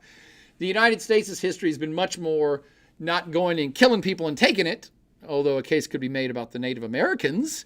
But the United States' history is mostly of acquisitions, not forceful takeover. We want Florida, so we're going to kill you all and take Florida. That's why the Trump administration is really pressing hard to try to coerce Denmark into just going along with this current, basically, land swap. The United States really wants to be like, hey, man, we've done this in the past. We're not sure what the big deal is. Why are you guys so unhappy about us trying to get this from you? You're not really doing anything with it. So why can you not just, I don't know, give us what we want? You've done it in the past, and you're not really doing anything with it. And in fact, you're at the point of allowing Greenland to become completely autonomous, that is, to become a sovereign state. It's still kind of a overseas territory of Denmark, even though it does now have elected representation in the Danish government. And so they've been going for decades in the movement of complete freedom and autonomy and sovereignty for Greenland. But I'm saying unfortunately, it didn't happen quick enough for Greenland, because now the rules of sovereignty are being challenged globally by the United States and are being rewritten globally by the United States. So does that help you understand? And by the way, the argument that's made by the current administration is that the United States needs Greenland for strategic defense strategic defense purposes, because Russia and China have warships and are going to grab territories in and around the Arctic as the ice melts. That is logical. I don't think it's happening that much. However, Russia already put a Russian flag on the North Pole, on the literal North Pole underwater. Russia put a flag down like 20 years ago. I reported on it in class. Russia for 20 years now has had a very aggressive foreign policy of expansion into the Arctic. They saw the writing on the wall, like many of us, that as the Arctic ice, the permanent Arctic ice melts, transportation corridors are going to open up that are going to be of great strategic value. And Russia always makes the claim that it's all defensive for them. They have to protect those waters in case the United States or China tries to attack them. And there's also resource acquisitions. There's all this stuff under the Arctic Sea. In fact, there's probably 17 billion gallons of oil under Greenland alone. But there's oil and natural gas under vast stretches of the seabed of the Arctic. And other countries are going to want to come grab that stuff. And now, again, it sounds like I'm defending the Trump position. I'm not. I was reporting on this 20 years ago that the Arctic is super important as the ice goes away. It's a game changer for what's going to be happening internationally in this part of the world. And by the way, for those of you that took the class, I actually wrote a comic book about this very thing. Good Lord, when was this printed? The funny thing is it is now more applicable than it was when we wrote it. When did we write this damn thing? Planet Avenger number 1, December 2008, my friends. December 2008 was the first edition. We only made 3 Planet Avenger comic books, and it was about the Arctic takeover and the countries vying for influence in it. And I hate to say it, but man, I was dead to rights, exactly right on a lot of this stuff. Back then, I actually was saying it was Dick Cheney, if anybody remembers him, who was very aggressive about saying, no, the whole Arctic is ours, and Canada doesn't even have the right, the territorial rights over the water passages up there. We think the United States does. And that was just 20 years ago, my friends. So, and I even had this graphic up here about all of the oil and natural gas, which is already starting to be proven again and again and again in different areas that different countries want. And then I had this big crash. This is, of course, a fictional story. It's mostly for educational purposes, of the submarine, which comes up underneath the negotiations at the North Pole. And it was Vladimir Putin on the submarine. And I pointed out then that they actually had a submarine that planted a Russian flag literally on the seabed of the North Pole and drew a line and said, everything on this side is Russian territory. All the resources underneath of it are Russian territory. It's all ours. It's defensively ours. Don't get in the way. Don't mess. That was 2008, my friends. 2008. And I don't know if Donald Trump got a copy of my comic book, but it seems that somebody must have slipped him a copy, because this current situation that many of you are very upset about, because Donald Trump does defy literally all social norms, all rules of engagement, all international law. So he disregards so much that a lot of people find him offensive. I'm only making the case here. He's not the first one to come up with this. And the scramble for the Arctic started a while back. By the way, there are rare earth minerals being mined in Greenland already, very small encampments. They're mostly Chinese owned. And the Trump administration knows that too. So they're looking at this. They're trying to make the logical, nice, make the United States look nice argument that no. We have to take it over for strategic purposes for defense. And we already have a big Air Force base up there, which Thule Air Force Base, still up there. Me and Bert can attest to that. We were there. And it's an Air Force base, and it's a first strike base. Little side note that Thule Air Force Base is exactly halfway between Washington, D.C. and Moscow. So if you want to see how the United States was strategically ever going to attack the Soviet Union back in the day, it would have been over the Arctic. Look at a globe. If you want to get the fastest path from America to Russia is over the top of the globe, over the polar regions. That's why they were critically important back in the day. That's why the Germans tried to take over Greenland in World War II.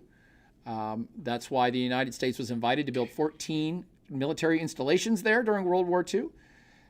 There's still a bunch of early detection radar systems up there that are still active and still doing stuff.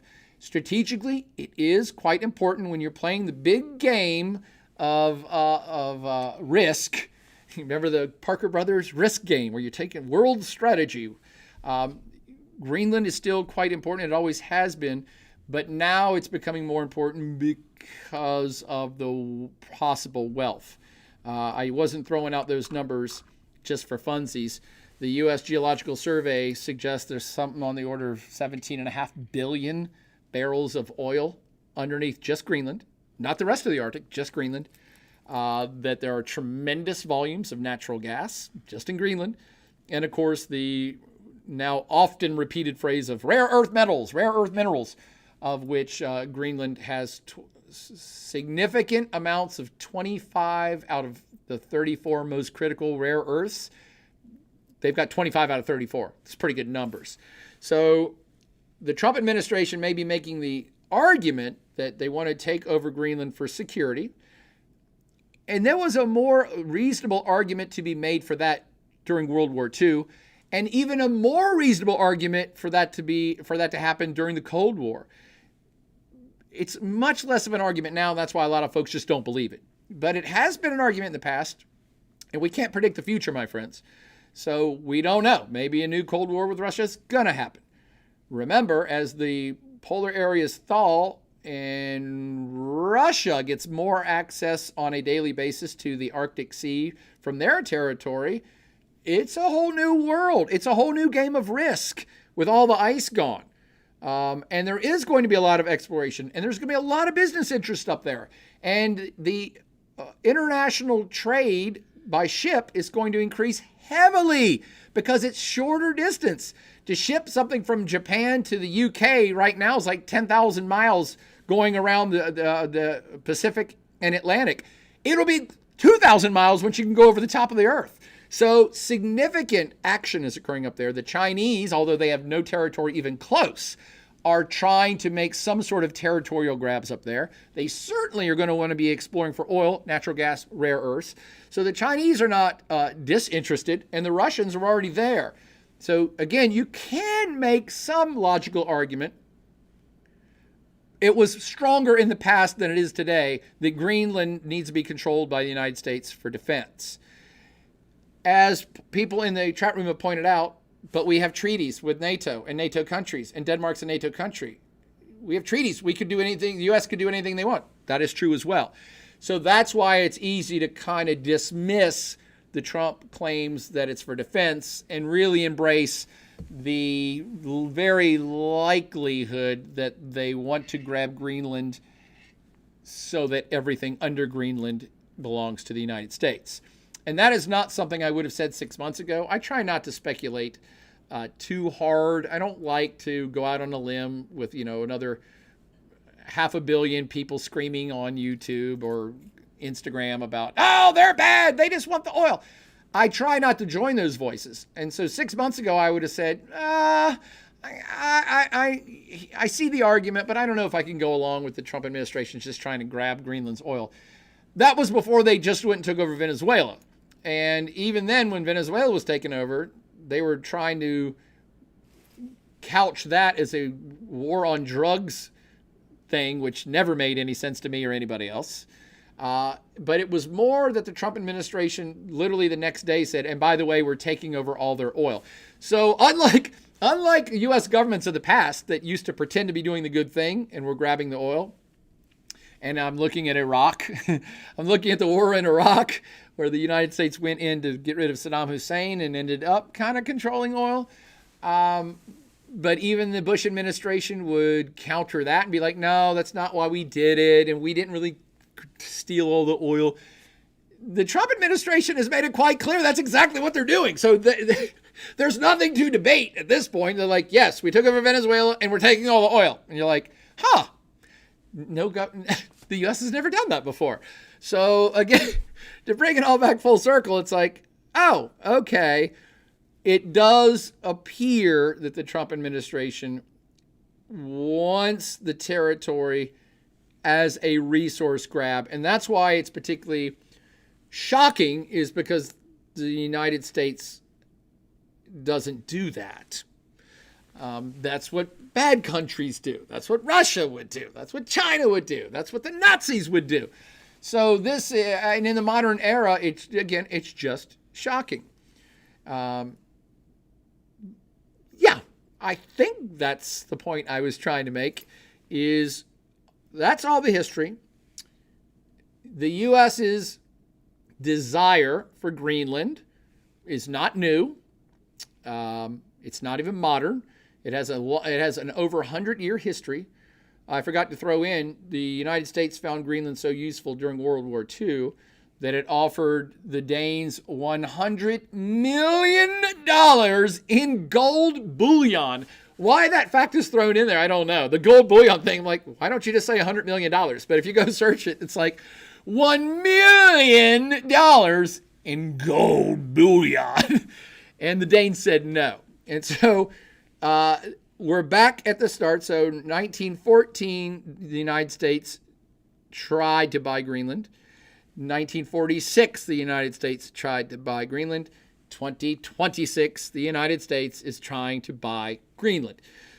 What's different now is that there's a U.S. president that does not really regard the norms and rules of international law, nor the widely accepted definition of sovereignty to be of any value. That's what's new. That's what's shocking. The rest, not so much. And that brings it full circle to the end of, well, what is sovereignty? Who's got it? Why are we that up? Why is everybody so upset that 57,000 people are not going to get to control a territory that historically they've been on for 1,000 years? And at what point do you say, well, how long do you have to be at a place before it's yours? Humans have moved, migrated, empires have come and gone. Any patch of planet Earth at any given time in history was led or controlled by 5, 10, 20, 100 different entities over time. And so we're very upset that at this particular section of time, this particular group of people are in this particular place, and that they're going to have their sovereignty revoked by another entity who does not respect the concept of sovereignty in the modern world. It is a judgment call, and I think you know where most of us stand in support of, hey, yeah, leave them alone. Why don't you just negotiate with them? Why don't you just go build all the military bases you want? Why don't you just go send in all the companies you want to mine? They will probably welcome it with open arms versus we're going to take it.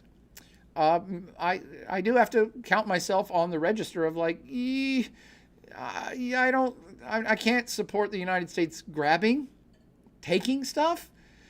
Just not our history. Just not the way we roll. It's not the standards of the concept of life, liberty, and the pursuit of happiness by all, and self-determination, which is something the United States has supported its entire history, which is people who are in a place have the right to rule themselves. So this is kind of counter to a lot of things the United States has stood for its almost 250-year history. That's what's shocking about it. That's what's surprising about it. But one should not become despondent or despair that World War III is getting ready to start. I think it likely that the Trump administration will just announce that Greenland is theirs, and that they will announce that they will start building a new capital or sending troops. But I don't see an actual confrontation. I can't fathom it. A lot of folks have also said this will be the end of NATO, that NATO will be destroyed because it will be the first time in the history of NATO that a NATO country has attacked another NATO country. And you have to be careful of the verbiage here, which is why I don't think Donald Trump's going to send in troops and shoot anybody. That would be an attack. Donald Trump will say, this isn't an attack. This is a corporate takeover. There you go. I think that just came to me. The Trump administration is going to do a corporate takeover of Greenland, and they're going to say, no, we're not sending troops. No one's getting shot, and therefore you can't call it a war, and therefore we haven't attacked Denmark. And in fact, I would think the U.S. administration should be playing this angle already by saying, look, how can you say this is an attack on a NATO member when Denmark, you've already said that you're recognizing the sovereignty of Greenland. Greenland is not in NATO. They can't be in NATO. They're not even a sovereign state of the United Nations. And they're not a sovereign state signed up in the NATO charter. So you could make the argument, that Denmark, we're not attacking you. you're not in control of Denmark anyway. And Greenland is not part of NATO. So it's not an attack. And by the way, we're not attacking anybody. It's a corporate takeover. Again, I don't mean to offend any Greenlanders or any Danes who might be thinking I'm being very flippant or just being blasé. I'm not. I'm always just kind of talking through, trying to understand the mentality of different sides of an argument. And I believe that's what the Trump administration is looking at here. They're looking at this as a corporate takeover. I don't think, and I hope that the Trump administration doesn't want to destroy NATO. They've been very critical of it in the past, but it is one of the most powerful bedrock entities of the Western alliance.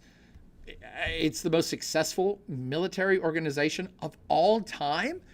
And to destroy that seems beyond bizarre. It's self-defeating and bizarre. So again, I think they're going to use a lot of verbiage to suggest, no. We're not attacking a NATO country. It's a corporate takeover. We're not trying to eliminate NATO.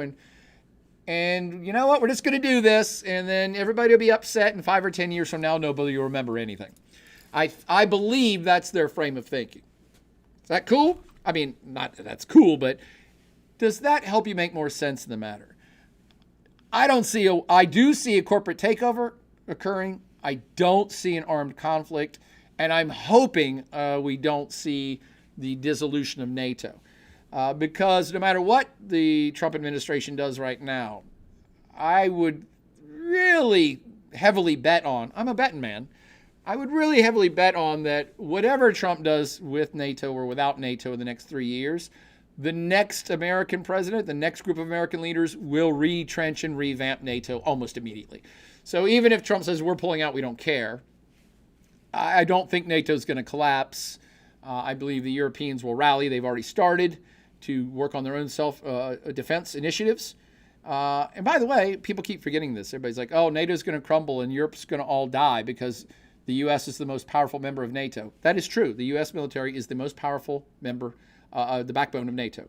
But please, friends, don't forget. France and the United Kingdom have nuclear weapons. I can leave it at that, right? You get it. You're like, NATO's not going away, and Russia's not going to take over Europe simply because the United States won't be there to defend them. There are armies in Europe, and they are actually rearming and militarizing very rapidly, especially in Germany. And several of them are nuclear powers. No one is going to take over Europe, and it can defend itself quite well from an exterior attack, especially if it's from a big entity like a China or a Russia or even the United States. So, I mean, they might lose against the United States, but they have nuclear weapons. It'll be a fight that I hope we never see. So that's my take on all that. John King just shouted out Repo Man. I now have gone 2 full hours here on the Plot Avengers After Sunday Supper podcast. But I will end with that. And I say, everybody relax. No war's coming. I guess famous last words. But I just don't see it over this. And it won't be much of a war if there is one. This is a symbolic war, if that. And it's going to be couched as not even a symbolic war. It's going to be a corporate takeover. Okay. And I will now finish up by saying hi to everybody in the chat room and trying to answer questions. Okay.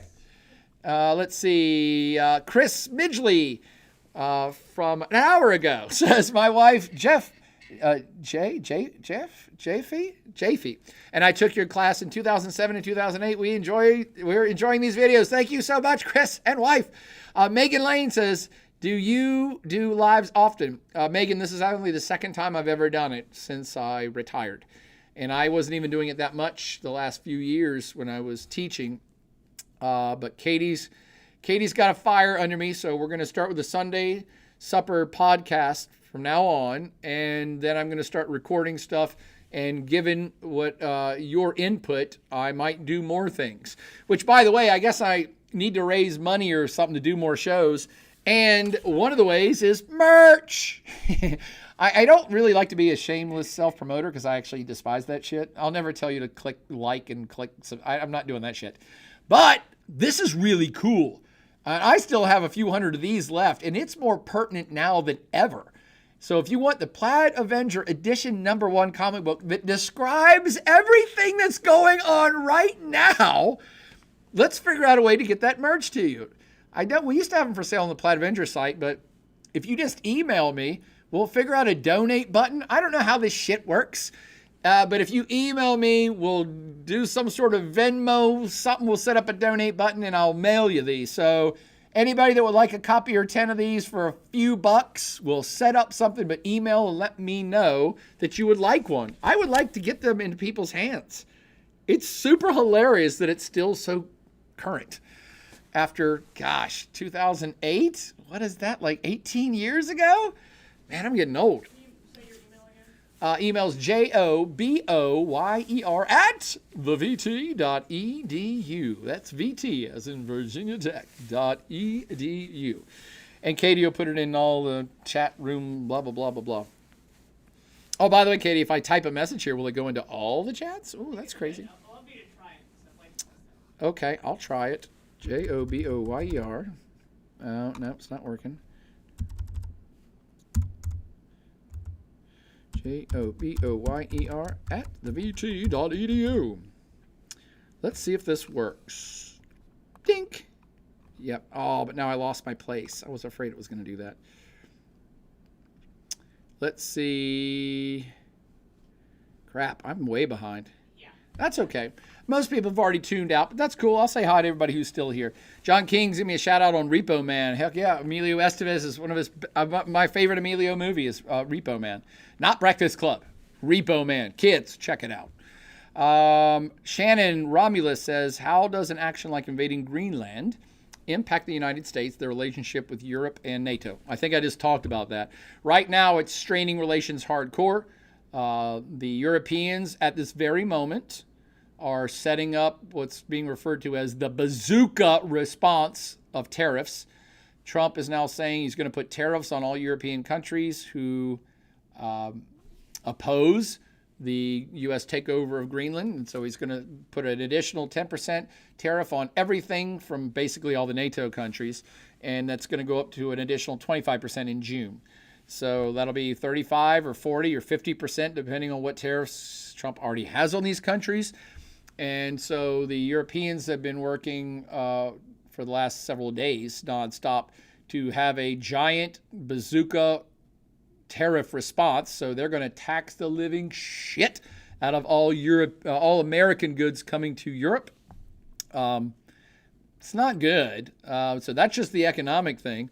And then I already kind of talked about the impacts to NATO. I believe NATO will weather this. It's going to piss everybody off.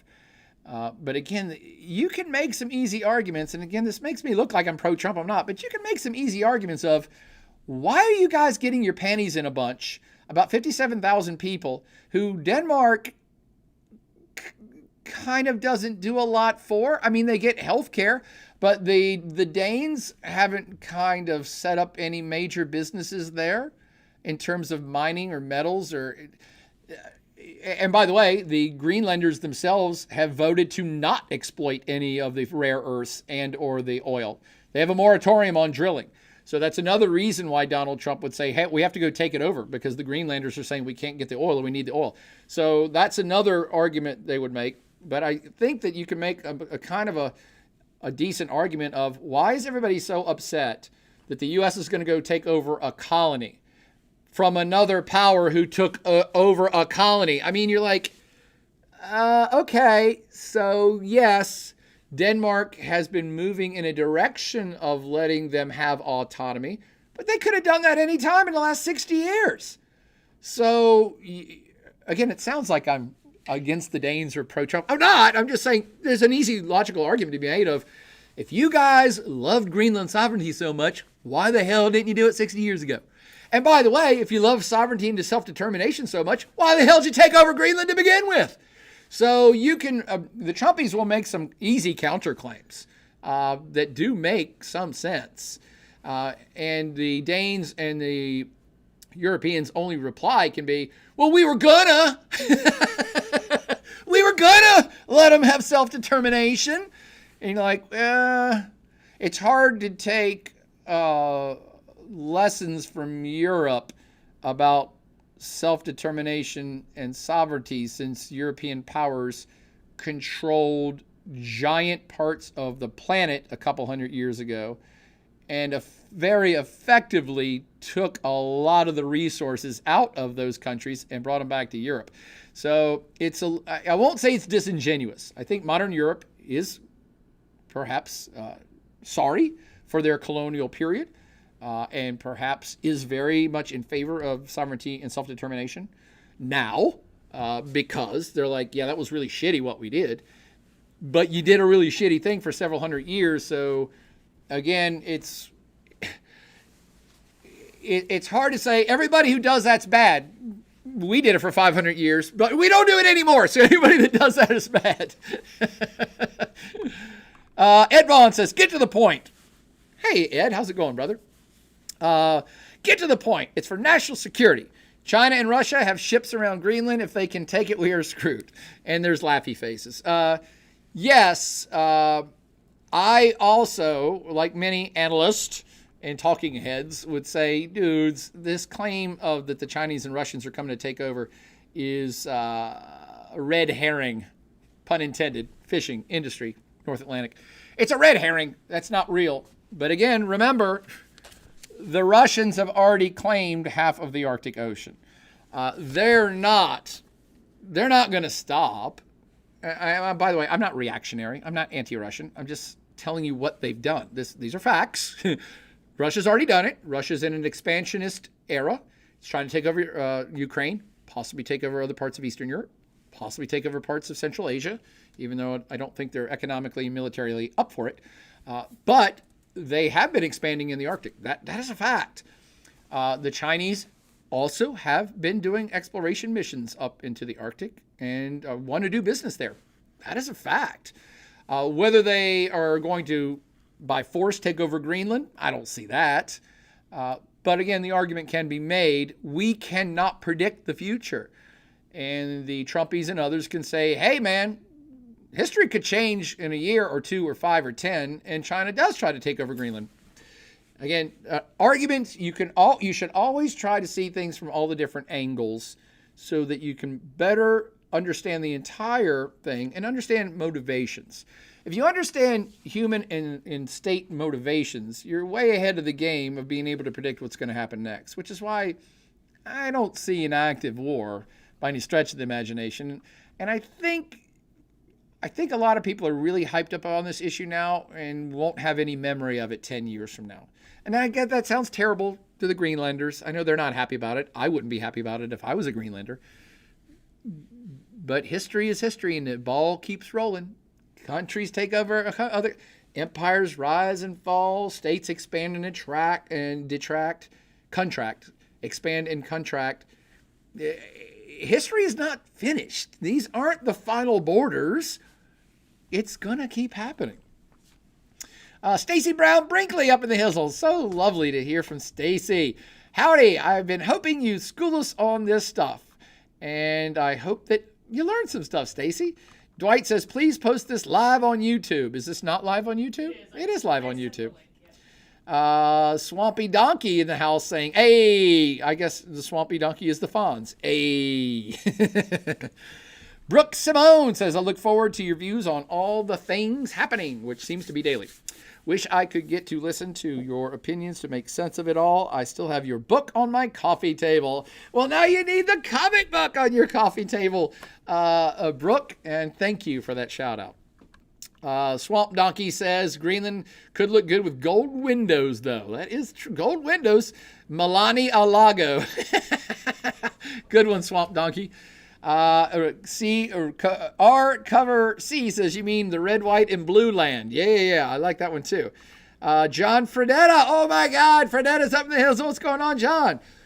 I've been to Nova Scotia and Newfoundland with John Fredetta. We've been to this part of the world. John says, how much of a cut would Greenland expect from a territory they can barely defend? That is a question. That's a business question. And in times past, this is part of the reason why countries have rebelled against foreign ownership and had independence movements in the past. Places like, I don't know, Saudi Arabia, all the Middle East, Iran, Iraq, all these places have had revolutions to throw out other colonial entities or other intervening powers that were getting too large of a cut on the oil revenues. So again, nothing new under the sun here. The Greenlanders, hopefully, whoever starts exploiting their resources, gives the locals a pretty healthy cut, and it should be easy to do. There's only 57,000 of them. It's not like you're having to pay off, 30 million people who get a cut of the pie. With even a moderate amount of mineral or oil or gas exploration, you'd make enough money to pay for the government and pay for every citizen to live for free in Greenland, even a moderate amount. So we've even done this in the United States, by the way. A lot of people don't know this, but when we built the Alaskan oil pipeline, part of the concessions was that people who are Alaskan citizens, they get a royalty check every year. By the way, Lynn Logan, you're in Alaska. Does that program still exist? For most of my life, Alaskans get a royalty check from the oil industry because they conceded territory and allowed the pipeline to go through, and it's their oil, Alaskans, and so they get a cut. The Greenlanders would be no different than that. They would be getting a cut of anything that was happening around there. By the way, I should say this. One of the best arguments the Greenlanders are making and can continue to make of why they do not want to become part of the United States and why they would not want more U.S. military bases is because that makes Greenland a target if a major war ever occurred. Back in the day, the United States was covertly putting ICBMs in Greenland. And so in case of a nuclear war, there were weapons in Greenland from around the Thule base that would have been launched on Russia. And Russia knows this. And so the case can be made, hey, we don't want to become part of America because then we have a big-ass bullseye on us, and we're way closer to Russia than you guys are. Well, I guess Alaska is closer technically, but there's not that many weapons on that side of Alaska, that side of Russia. They're all on this side. And this was a big deal. I can't remember when it was. I think it was in the 70s or the 80s. In the 80s, a B-52 bomber crashed in Greenland, and it had 4 hydrogen bombs on board, and it was a huge environmental disaster. I don't think any Greenlanders died, but it was a huge environmental mess, and it affected a lot of property owners, and they never recovered the 4th hydrogen bomb. True story. They don't know where the hell the bomb is to this date. And it also was a big scandal in Denmark, I think in the 70s, that it was uncovered that Danish officials knew that nuclear weapons were being stored or utilized or moved through Greenland. And that was a huge scandal because Denmark is very anti-nuke. They are like, nope, no nuclear weapons. The Danes are never going to have them. We won't have them on our territory. We will not let you cross our territory. And apparently some government officials did know what was happening and didn't say anything. And then when it got uncovered, it was a really big deal. So totally understand. That to me is a very good argument. Like, I don't want to be part of America. That plus the Greenlanders are getting sweet-ass European health care. And America has the worst healthcare on the planet. So I wouldn't want to shift over to the worst healthcare on the planet from the best. That would really suck too. Hopefully that answers your question, John Fredetta. Everything is negotiable. It's business. James Allen says, the Plaid Avenger strikes back. Well, thank you, James. John King says, first come, first serve. That's for your copies of Repo Man at your local Blockbuster. Dirty Balmer up in the Hizzle says, took your class in 2017. Love tuning into your streams for the educational content. Well, thank you, Dirty Balmer. Very fair point on the youth could just say it is ours. Yeah, I believe they're just going to make a statement. John King says, do you mind if we dance with your dates? That's from Animal House. Billy Bob Hobnob says the U.S. could take over Greenland, but Europe could boycott all U.S. goods. I already covered that. That's that's being put together behind the scenes right now. Brandon Phillips says, glad to see you doing these Sunday live casts. Thank you, Brandon. Shannon Romulus Wakeman. Good name, Romulus. How does the United States benefit from bullying our European allies? again, most of the last 2 hours, I've been trying to make the point that, to answer your question quickly, it doesn't benefit us really at all. But the major point I've been trying to make for 2 hours is that the current Trump administration simply does not recognize or accept the modern concept of sovereignty, which is based on international rules and laws, and we all respect each other's territories and respect each other's rights to control our territories, and that's how the world goes around. That's only been since 1945. It's officially ended in 2025. The Trump administration believes in might makes right, and that's the old school version of sovereignty. And so they are simply saying, we're not bullying anybody. We're just doing what powerful empires have done throughout all human history, and that is we are going to take what we think is in our strategic interest to take. Why? Because we can. Am I suggesting I support that? I do not. I'm hoping you understand the Trump administration's motivations. The U.S. is the most powerful military on planet Earth, and Donald Trump, and I believe many of his supporters, have thought perhaps for a very long time, why aren't we using it? Why are we paying all this money for all this military stuff? We're not making any money off of it. And remember, Donald Trump is a businessman. How the hell he bankrupted a casino, I'll never figure out. I don't know how a casino ever goes bankrupt, but somehow Donald Trump figured out how to do it. He is a business person. That's his claim to fame. He, even as a president, it's like, no, he's just trying to cut deals. And so to him, it's all very transactional. And so he looks at the U.S. military in different ways than we do. I say we. He looks at the military a different way than the majority of Americans look at the U.S. military. And I believe the majority look at it in terms of it's there for our defense. It's there to keep us safe. It's there to ward off enemies. And it's a very powerful military, so powerful, in fact, that it keeps the world in order. The United States was the main creator of the international rules and regulations and standards that governed the world from 1945 to 2025. And it really benefited the United States personally to have these rules that all the other countries paid attention to, because if they didn't, the United States could bring its weight of its military to make them follow the rules. And all the rest of the world, or many countries of the world, agreed with the United States. And so you had a bigger coalition of countries who said, we all are going to pay attention to the rules, and we'll punish those that don't pay attention to the rules. That makes things very orderly. That's why the world economy has exploded since World War II. That's why there's so much interaction between all countries everywhere, economically and politically. That's why there hasn't been a World War III. That's why there's not a whole lot of fighting between sovereign states. All these things got better because of a rules-based world that the United States created. So most of us are confused why the Trump administration and its supporters do not see the value in a world that plays by the rules, and the rules were created by the United States.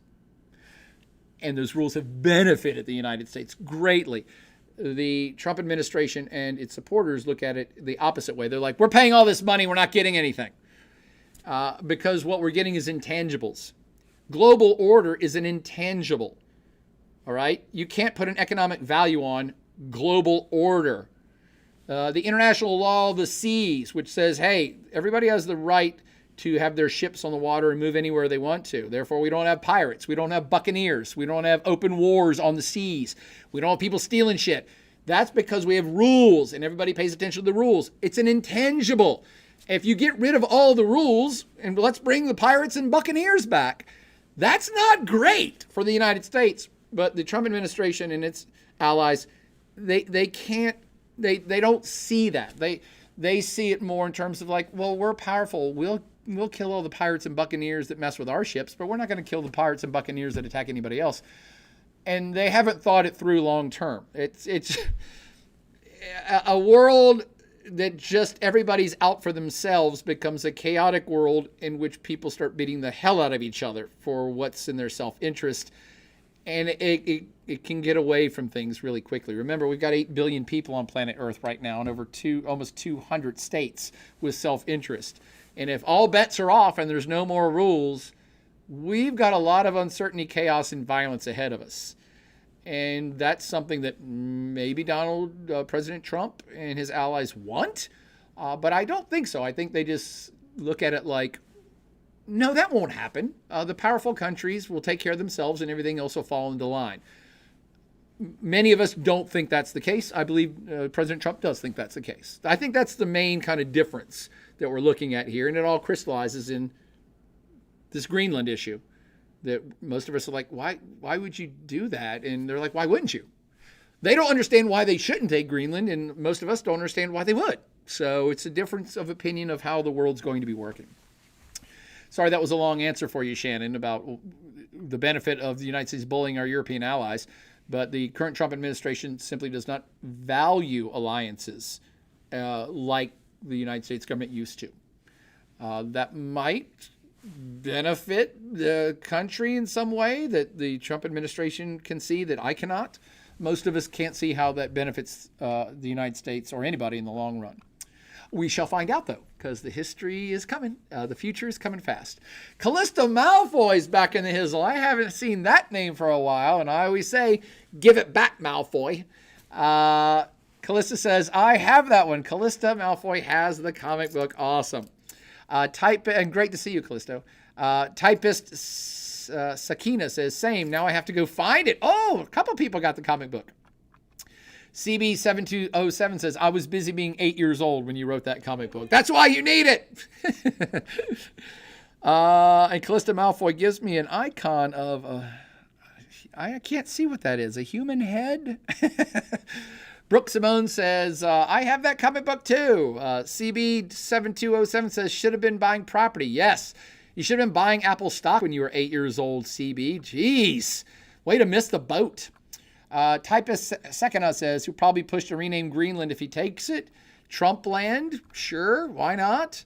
And yeah, in quotes from CB, the people tell me they love the name Trump land. Did he actually say that? Has he said that at some point? Mitzi Helms Maxey, what's going on, Mitzi? Says, I just said this week, real life is feeling like a game of Risk. Yep, concerning what the risk to us all is. That is correct. The game of Risk is on. The game of global strategy from Milton Brothers, or was it Parker? No, Milton Bradley and Parker Brothers. Let's see. Billy Bob says, I wonder why people were disgusted with Jeffrey Dahmer's. It's not like he was the first person to eat other people. There you go. Well said, Billy Bob. So the points I'm pointing out, like, well, people have done this before. Doesn't make it any less appetizing, pun intended. Stacy Brown Brinkley says, what impact would taking Greenland have on us from a global perspective? Well, that if the United States takes Greenland, much the way that it's taking oil from Venezuela, the United States gains economically. I mean, just kind of logically. I don't know whose oil it would be, though. If, let's say, Exxon takes over Greenland on behalf of the United States, does the United States get anything? Do the citizens of the United States get anything? Or does Exxon just get all the oil? It increases the tax base, maybe? I know we're way past time, but maybe we should talk about oil next week. You guys want to talk about oil next Sunday? I've been meaning to talk about oil because one of the things that people aren't considering here is the kind of greater strategy that the Trump administration might be playing here is to control the lion's share of the world's oil, which means they can dictate the price, which means you have tremendous leverage on the world economy and against your enemies. Wink, wink, nudge, nudge. I don't know the Trump administration is thinking that far ahead, but it's an intriguing thing. So maybe we talk about oil next week on the global perspective. But Stacy, taking Greenland also risk the de-resolution of NATO. It certainly is already risking an accelerating trade war. So if everybody makes good with their current promises, Trump says, I'm taking Greenland. Okay, let's pretend he does. And I'm going to tax and tariff anybody who disagrees with me. And Europe is saying, we're going to put huge counter tariffs on all United States products. So now we've escalated the trade war, and so I don't know much. I don't know how long-term how wealth flows into the United States by taking Greenland. But I can tell you the price of everything is going to go through the roof. Right now, from the escalating trade war, which I think is the most likely thing to come out of this Greenland thing. It's not going to be an active war. Nobody's getting shot. Nobody's dying. But the trade war is certainly going to be fueled, and that is not going to be great for the U.S. economy, or anybody's, really. Lynn Logan says, love to hear your perspective. Thanks, Lynn. Ali Sali says, thank you. 2011 VT grad. Welcome back, Ali. R Cover C says, what I would buy one. Your VT email. I've already put it in there. Let's see. Bob Stepno. What's going on, Bob? What a pleasant plaid surprise. Thank you for sharing your insights. Have you ever stopped in Greenland, or would you have if they were a winemaking climate? Well, you must have tuned in late, Bob, because I actually have been to Greenland. When I was in the U.S. Coast Guard on a icebreaker, we resupplied the Thule Air Force Base, which is in northern Greenland. And it's the only U.S. military installation still active in Greenland and still quite important from a variety of perspectives, not the least of which is possibly massive radar installations, but first strike capabilities on Russia from both aircraft, because it is an air base, but also possibly ICBMs, which have been there on again, off again, and might secretly be there still. So yeah, been there, done that. Sailed through Baffin Bay. We broke ice, as Bert Carr, who was in the chat room earlier, will tell you. We broke ice all the way from Labrador. We started hitting sea ice there, and then it was solid crust by the time we got halfway through Baffin Bay, and then smashed all the way through it, all the way up to Thule, Greenland. And no, they don't make wine there, and they should never make wine. Swamp Donkey says, I would also add that the U.S. stockpile of nuclear fuel is getting precariously low. Trump may view this an international energy grab to be more valuable than investing in nuclear domestically. I agree with you, Swamp Donkey, and maybe, again, that's why we talk about oil and energy next week. Swamp Donkey adds, and we have a boatload of uranium domestically, so that's weird. Agreed? CB says, I mean, being pro-NATO is inherently anti-Russian.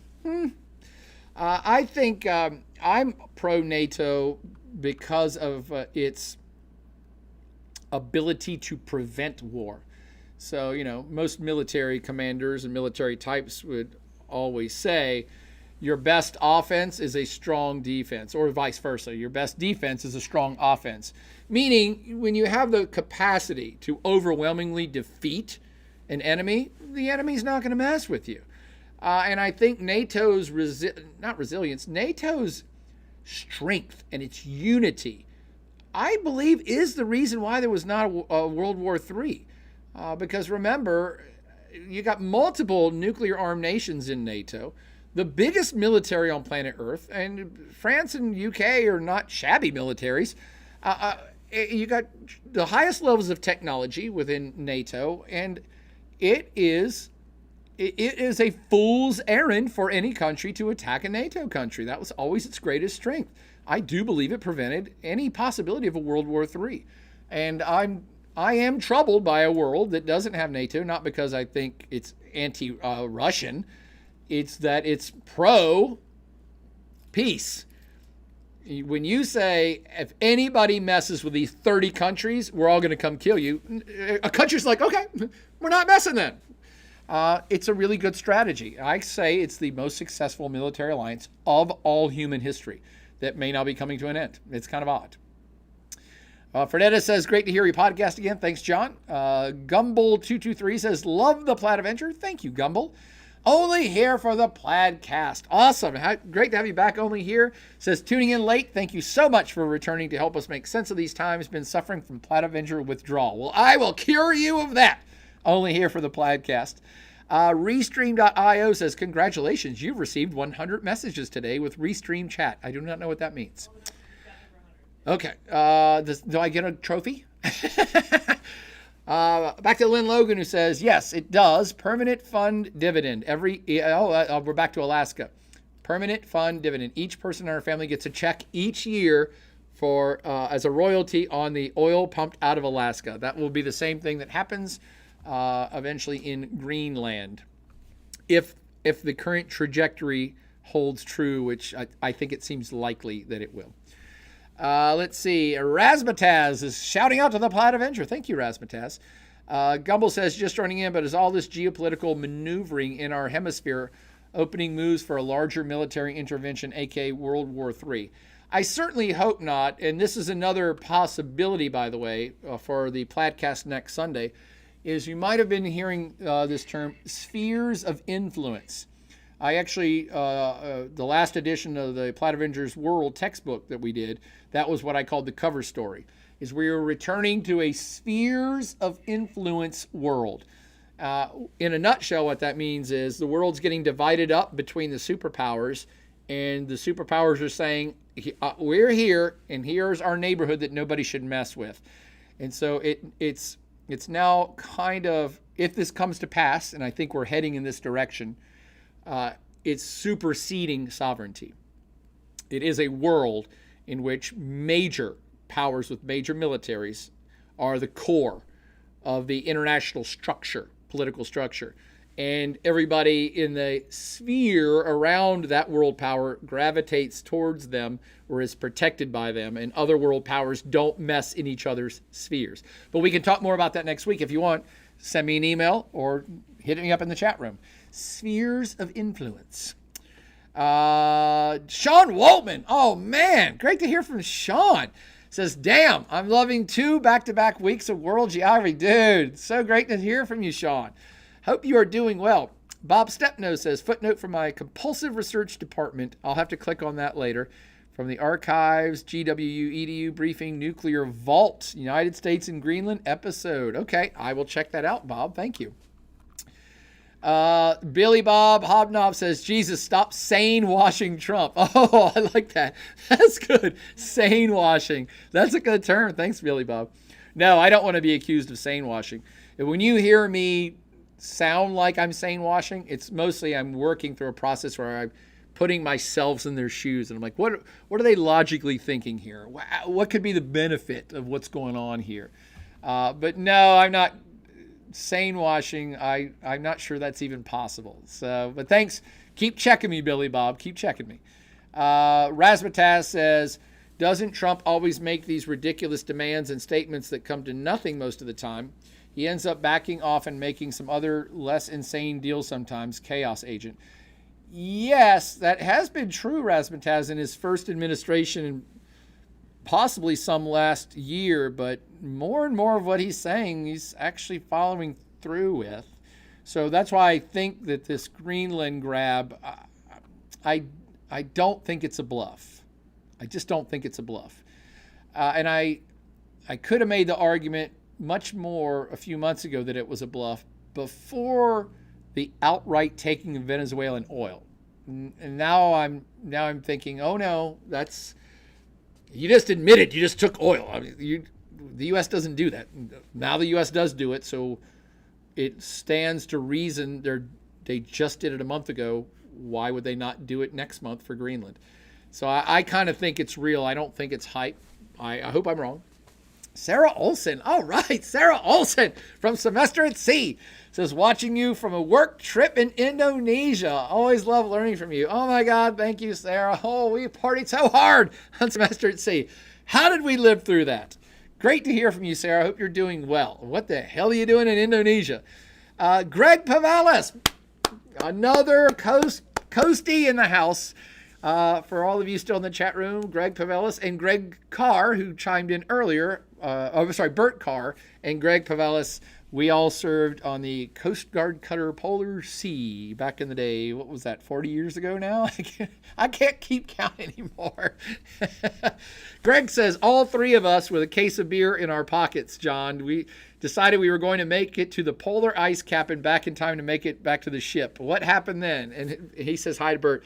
Yeah, so me and Greg and Brian Riggs, when we were in Thule, Greenland, loaded up our parkas with beer because we could see, we're like, hey, we're going to walk over to the ice, which is right over there. Things are really deceptive in the Arctic. And so I've noticed this in Alaska too, which is Arctic. You're like, oh, we're going to go to that mountain. It's like right over there. Let's go over that mountain. And people be like, that mountain's like 110 miles from you. The air is so clear and everything is of such giant proportions there. You're like, we're going to go over the glacier. It's right there. No, that's 30 miles away. And so we loaded up our parkas with beer. And by the way, we were up there for 24 hours a day sun. So sun never went down. So it wasn't like we had to worry about nightfall. But you remember, Greg, that Arctic fox started following us? And we were getting the Arctic fox to jump up on us. A beautiful white fox was, and I kept saying, "Oh, it's just a dog. Look at this white dog." He was following us truly like a puppy.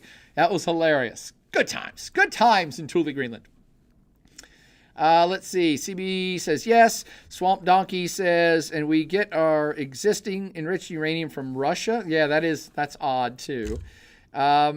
Sarah's saying hi to Katie. Billy Bob says China is now viewed more favorably than the U.S. and Europe and China. Yeah, that's the other thing.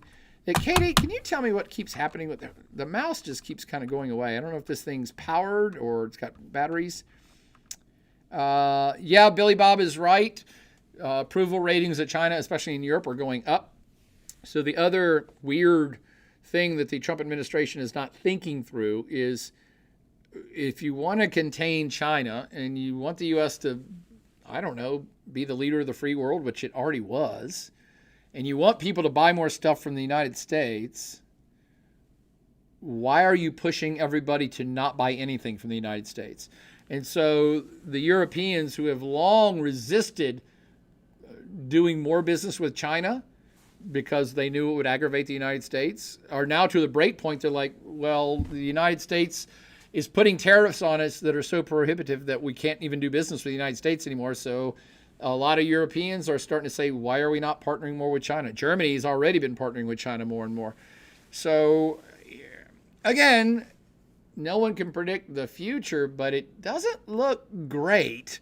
The United States, who seemingly wants to be the economic epicenter of the planet, is really doing a lot to make sure that doesn't last much longer.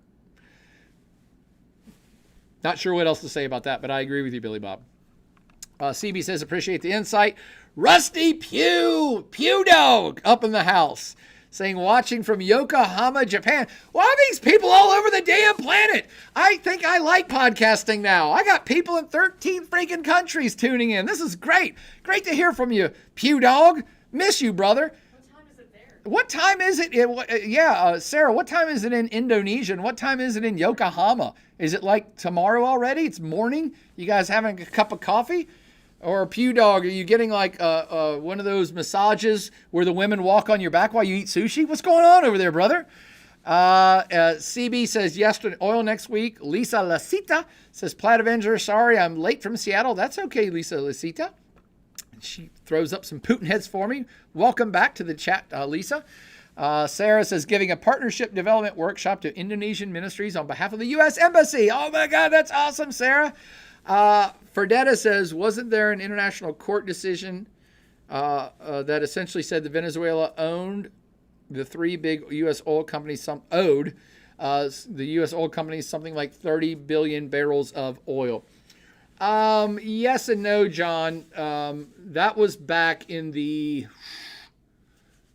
that would have been 20 years ago now, maybe 30. The Venezuelans nationalized their oil industry, which means that they took it back from international companies. But they didn't seize it, I don't think. And even if they did seize it, there was settlements. So a lot of companies just took the settlement buyout, and Venezuela said, no. We're going to take this by force, or we're just going to buy it back control of our industry, which is what Venezuela did. By the way, that's something Venezuela did 100 years ago and failed at it both times. They failed at it 100 years ago, and they failed at it again. That's why the country's collapsing. But to answer your question, there were settlements involved. And who is it that's still there? What's the U.S. company? It's not Shell. Shell's Dutch. What's the U.S. Chevron? Chevron, I think, maintained a presence in Venezuela throughout most of it, and maybe even up to this point. So they just changed the equation of how much of the royalties they were given to the Venezuelan government, and they kept operating long after a lot of companies just took the buyout and left or were forced out. And that ain't the first time that's happened. Well, the first time it happened in Venezuela. It's not the first time it's happened in many countries around the world. The entire Iranian Revolution was because the Brits were controlling the oil industry through BP in Iran. That pissed them off. And so there's whole histories of oil companies pissing off locals and not giving them enough of a cut. And it sparked revolutions and uprisings and counter-revolutions and all kinds of nasty shit around oil. Bajrang Gun Gear says, why would WW3 happen? When is the nearest you can see it come? What would be the countries on each side? I don't believe WW3 is going to happen. At least, I don't think it's going to happen because of anything that's being put into motion right now. Meaning, I'm not seeing any avenues of action that will inevitably lead to war. I'm seeing the United States piss off a lot of countries. I'm seeing a Russia that wants to take over some of its old territory. I see a China that wants to take over some of its old territory. And I see a United States who wants to take over territory that never was its. So this is back to the spheres of influence. That does not necessarily mean these three powerful entities are going to clash with each other.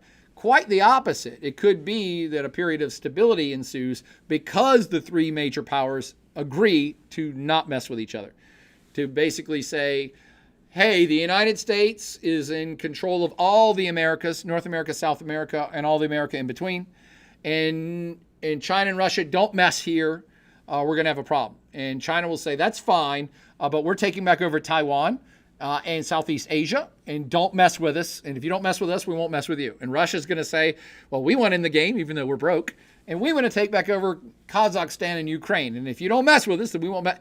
That's the sphere of influence. If that happens, and by the way, I'm not a fan of that. I kind of like the rules-based system we've lived under since I've been born and before. But if the spheres of influence return, it actually does provide a sense of stability. The big three powers may say, we're not going to mess with each other. That would be MAD. You know what that is, right, folks? Who remembers MAD? M-A-D, all caps. Mutually assured destruction would ensue.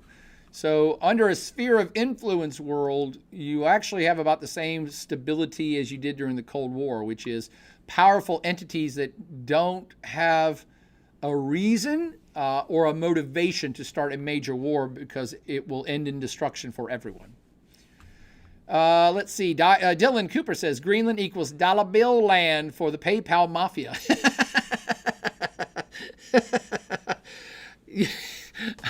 I'm not even sure I understand what that means, but I like it. I love it when things make me laugh when I'm not even sure I get it all. I'm assuming that's a Musk reference. Blaspheme,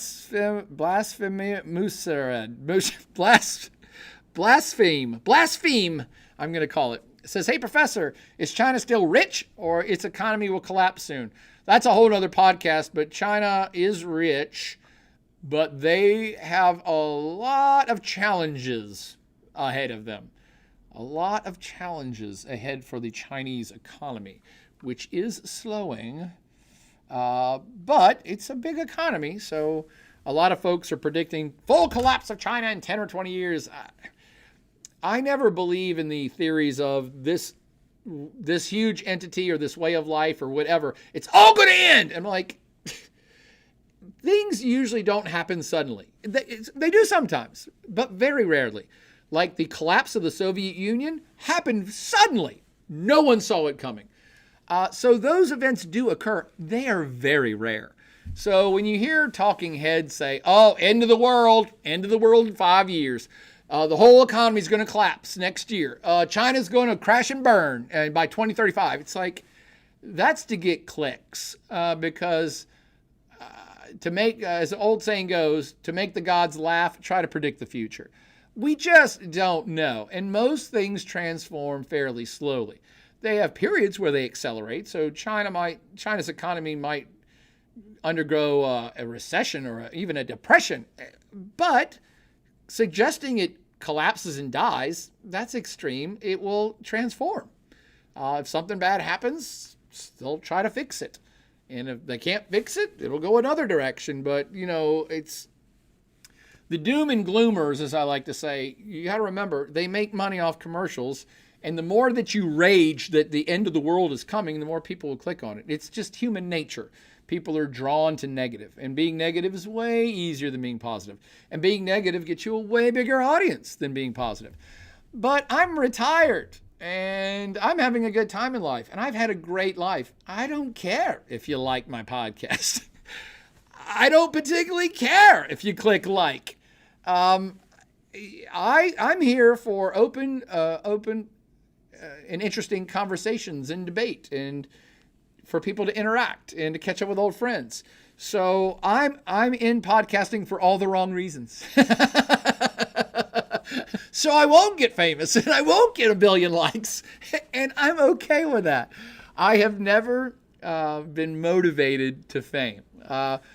I'm locally famous because I taught really big classes with the help of a lot of really great people like Katie, who made it possible for us to teach 3,000 people in bursts and to teach 10,000 people online. I've been very fortunate and I've had a very good time in life and really have enjoyed myself and had a great life. And I want to give back and kind of share it and have some fun and connect up in a world where I have friends currently in Indonesia and Japan and Kazakhstan. I think this is great. I think this is the best use of modern technology, and the best use of social media is for connections just like this. So you're not going to get a lot of doom and gloom out of me. If I think something is imminent, I'll tell you, but it's usually not extremes. The Trump administration that has infuriated a lot of folks, and for good reason, this, like all things, will pass. All things will pass. So if you're that, maybe we'll have a whole podcast just about that. How to deal in the modern world that's really aggravating you. If you want me to do a podcast about that, I'll do it. I've got some recommendations. By the way, one of the recommendations, and maybe I'll do a podcast about this, is I think we should start a third party. I think we're long past due to start a third party in this country, so why don't we start a plaid third party podcast where we together as a community decide what it is that this party stands for and what are the give and take? What can we all agree on? I think that'd be a fun little exercise in a real democracy if we can maintain our democracy for a little bit longer. Let's see, Jakarta, 10:30 in Jakarta, Indonesia, 12:30 p.m. tomorrow, says Rusty from